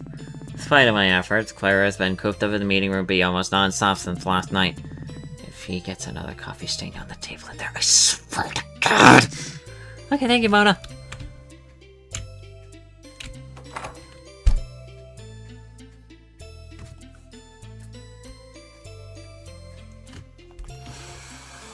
Here we are. What did you want to talk to us about, Claire? Did you not notice the whiteboard? Oh yeah, the videotape guy. What about him? Oh, come on. I know it's been on your minds, too. I was kind of trying not to dwell on it, actually. That's kind of hard for me not to dwell on it, so I've been trying to do some research to figure out what exactly it was we saw yesterday. The way reality got all twisted and warped down there, never heard of anything like it. Shouldn't be possible with normal magic. Find anything? Admittedly, my resources are limited to my own book collection, what I could find in the public library. About the internet. I think the library Wi-Fi is down today or something. They want to kick me off the network. Anyway, I couldn't find a single lead. There's no evidence that the magic we saw yesterday is possible at that scale. Honestly, that concerns me. Spooky. It's not more than just spooky, Allison. Oh, jeez, are you okay, Claire? I'm fine! And I'd say I'm doing remarkably well for someone who hasn't slept in 27 hours! Maybe you should get a little rest. Now's not the time to rest, Melody! What if Travis comes back? What if next time he has a reason to use that magic on Greenridge? Claire, you're pretty hyped out about finding that place yesterday. What's with the change of heart? Look, I love a good dungeon! I thought I could turn it into a teachable moment, but I don't want that magic anywhere near the actual town! But what if that Jarvis guy is still pissed about how we wrecked his labyrinth yesterday? Exactly! We have no idea where he is, what he wants, or what he's planning on doing next! But there's one thing we know, it's that his magic could be used for some very, very bad things. So what are we gonna do about this? Tell Faith? No. I propose we do a little reconnaissance work. We find Jarvis again and figure out what he's up to. He seems harmless, we leave him alone, but if he's up to something, well, I guess we'll figure out a game plan when we have more intel. Could try putting him under citizen's arrest and hand him over to the Faith for questioning, I guess. Is that an actual thing we have the authority to do? Sure that isn't kidnapping? Oh, probably. Probably as in it's probably fine or probably kidnapping. Claire, didn't you just say we have no idea where Javis is? Are we supposed to find him? We have some clues. Whatever he's doing, it seems like he wants to avoid being found. He did specifically say he was interested in the Sapphire Islands. He's somewhere on the islands, and there are only so many places he could be hiding out. All those places are out in the wilderness filled with monsters, I'm assuming? Might be. Yeah, I'm not so sure about this plan. You already know about Javis and his monsters. You know what to expect if we run into another labyrinth. I'll make this easier. I mean, come on. I don't want to bother fate just because we have a vague hunch that a stranger may or may not be a threat to the town. This seems like exactly the type of thing that warrants telling Faith, actually. Besides, I thought you loved adventures, Allison. Trust me, I do, but this is way more serious than a regular treasure hunting and sightseeing. So what about Mel? Well, you're a great healer, but I don't think you signed up for this. Signed up for this guild thinking the fate of Green, which would be on her shoulders on day 2. Yeah, this is a bit much. We just had our first real fight yesterday. This sounds like a job for someone with more experience, like the Paladin Brigade. I promise, you'll be fine, Melody. It's only a recon mission. Oh, you'll be going with friends. And Judy will be there this time, too. She's like an actual trained knight. There's no way she'd let anything bad happen to any of us. Things did great yesterday. We made so much progress. Can totally handle something like this. You're gonna go looking for Javis even if we don't go with you, aren't you? I don't force you to endanger yourselves, but I mean, yeah, this could be serious. I have to do this. I don't like the idea of you going out there without a healer, so I guess I'll join you. Thank you, Melody. Well, are you absolutely sure about this? Like, for real? Not too late to say no. I don't think we really have a choice here. Well, if Mel's coming, then so am I. Alright. Look at Jody. She wasn't at her place when I checked a little bit ago, which was weird, so she's probably just at the tower with Faith. After that, we should probably stock up on adventuring gear before we head out. Sounds like a plan. Ah, this is so exciting! Finally going on a real mission as a guild.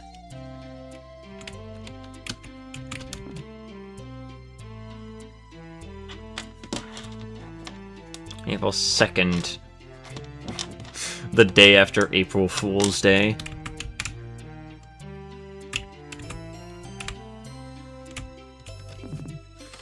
Hi, welcome to you! Uh-oh.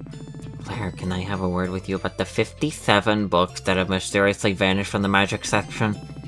Ah ha ha, sorry, I'd love to chat, but the fate of the universe is at stake or something, you know how it is. Let's get out of here, guys. Hold it. I have something else to talk to you about as well. Huh? Claire, I've been giving some thought to your proposal. Well, Claire proposed. I always thought that the tension between you two was kinda... Also, don't make me climb over this desk and strangle you. Look, Claire asked for my help with a research project. In exchange, she said she'd clear crap out of the meeting room. Are you actually agreeing to help, Mona? At this point, I'll do anything to get you out of my hair. So yes, Claire.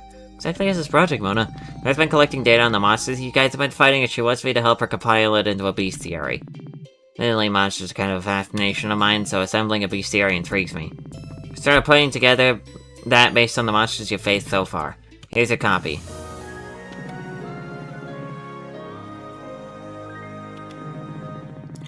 My own copy of the book that's magically linked to yours, so I'll be writing monster descriptions as you add new entries.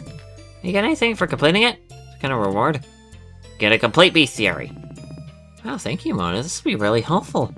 Please, it's for a good cause. Freeing the library from the Claire's dark influence.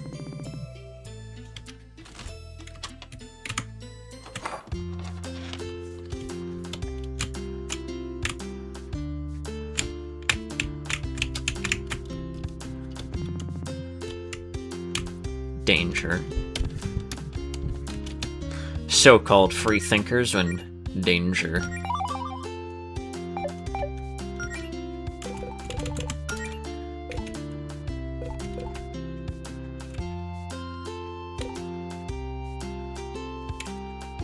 I really do wonder if these determines whether or not the game is considered art.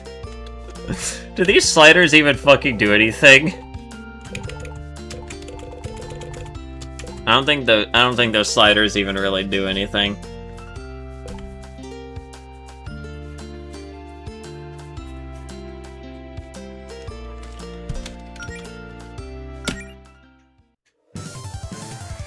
But anyways, we will call it there for today's stream. Bit of a short one, relatively speaking.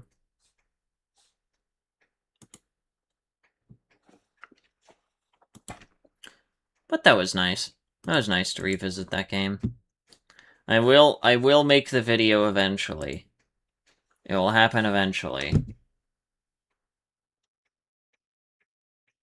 I guess just give me time at that point. Anyways, thank you guys so much for dropping by. Thank you to my wonderful guests here for enhancing the experience as always. And I'll see you guys whenever I see you. Take care, everybody.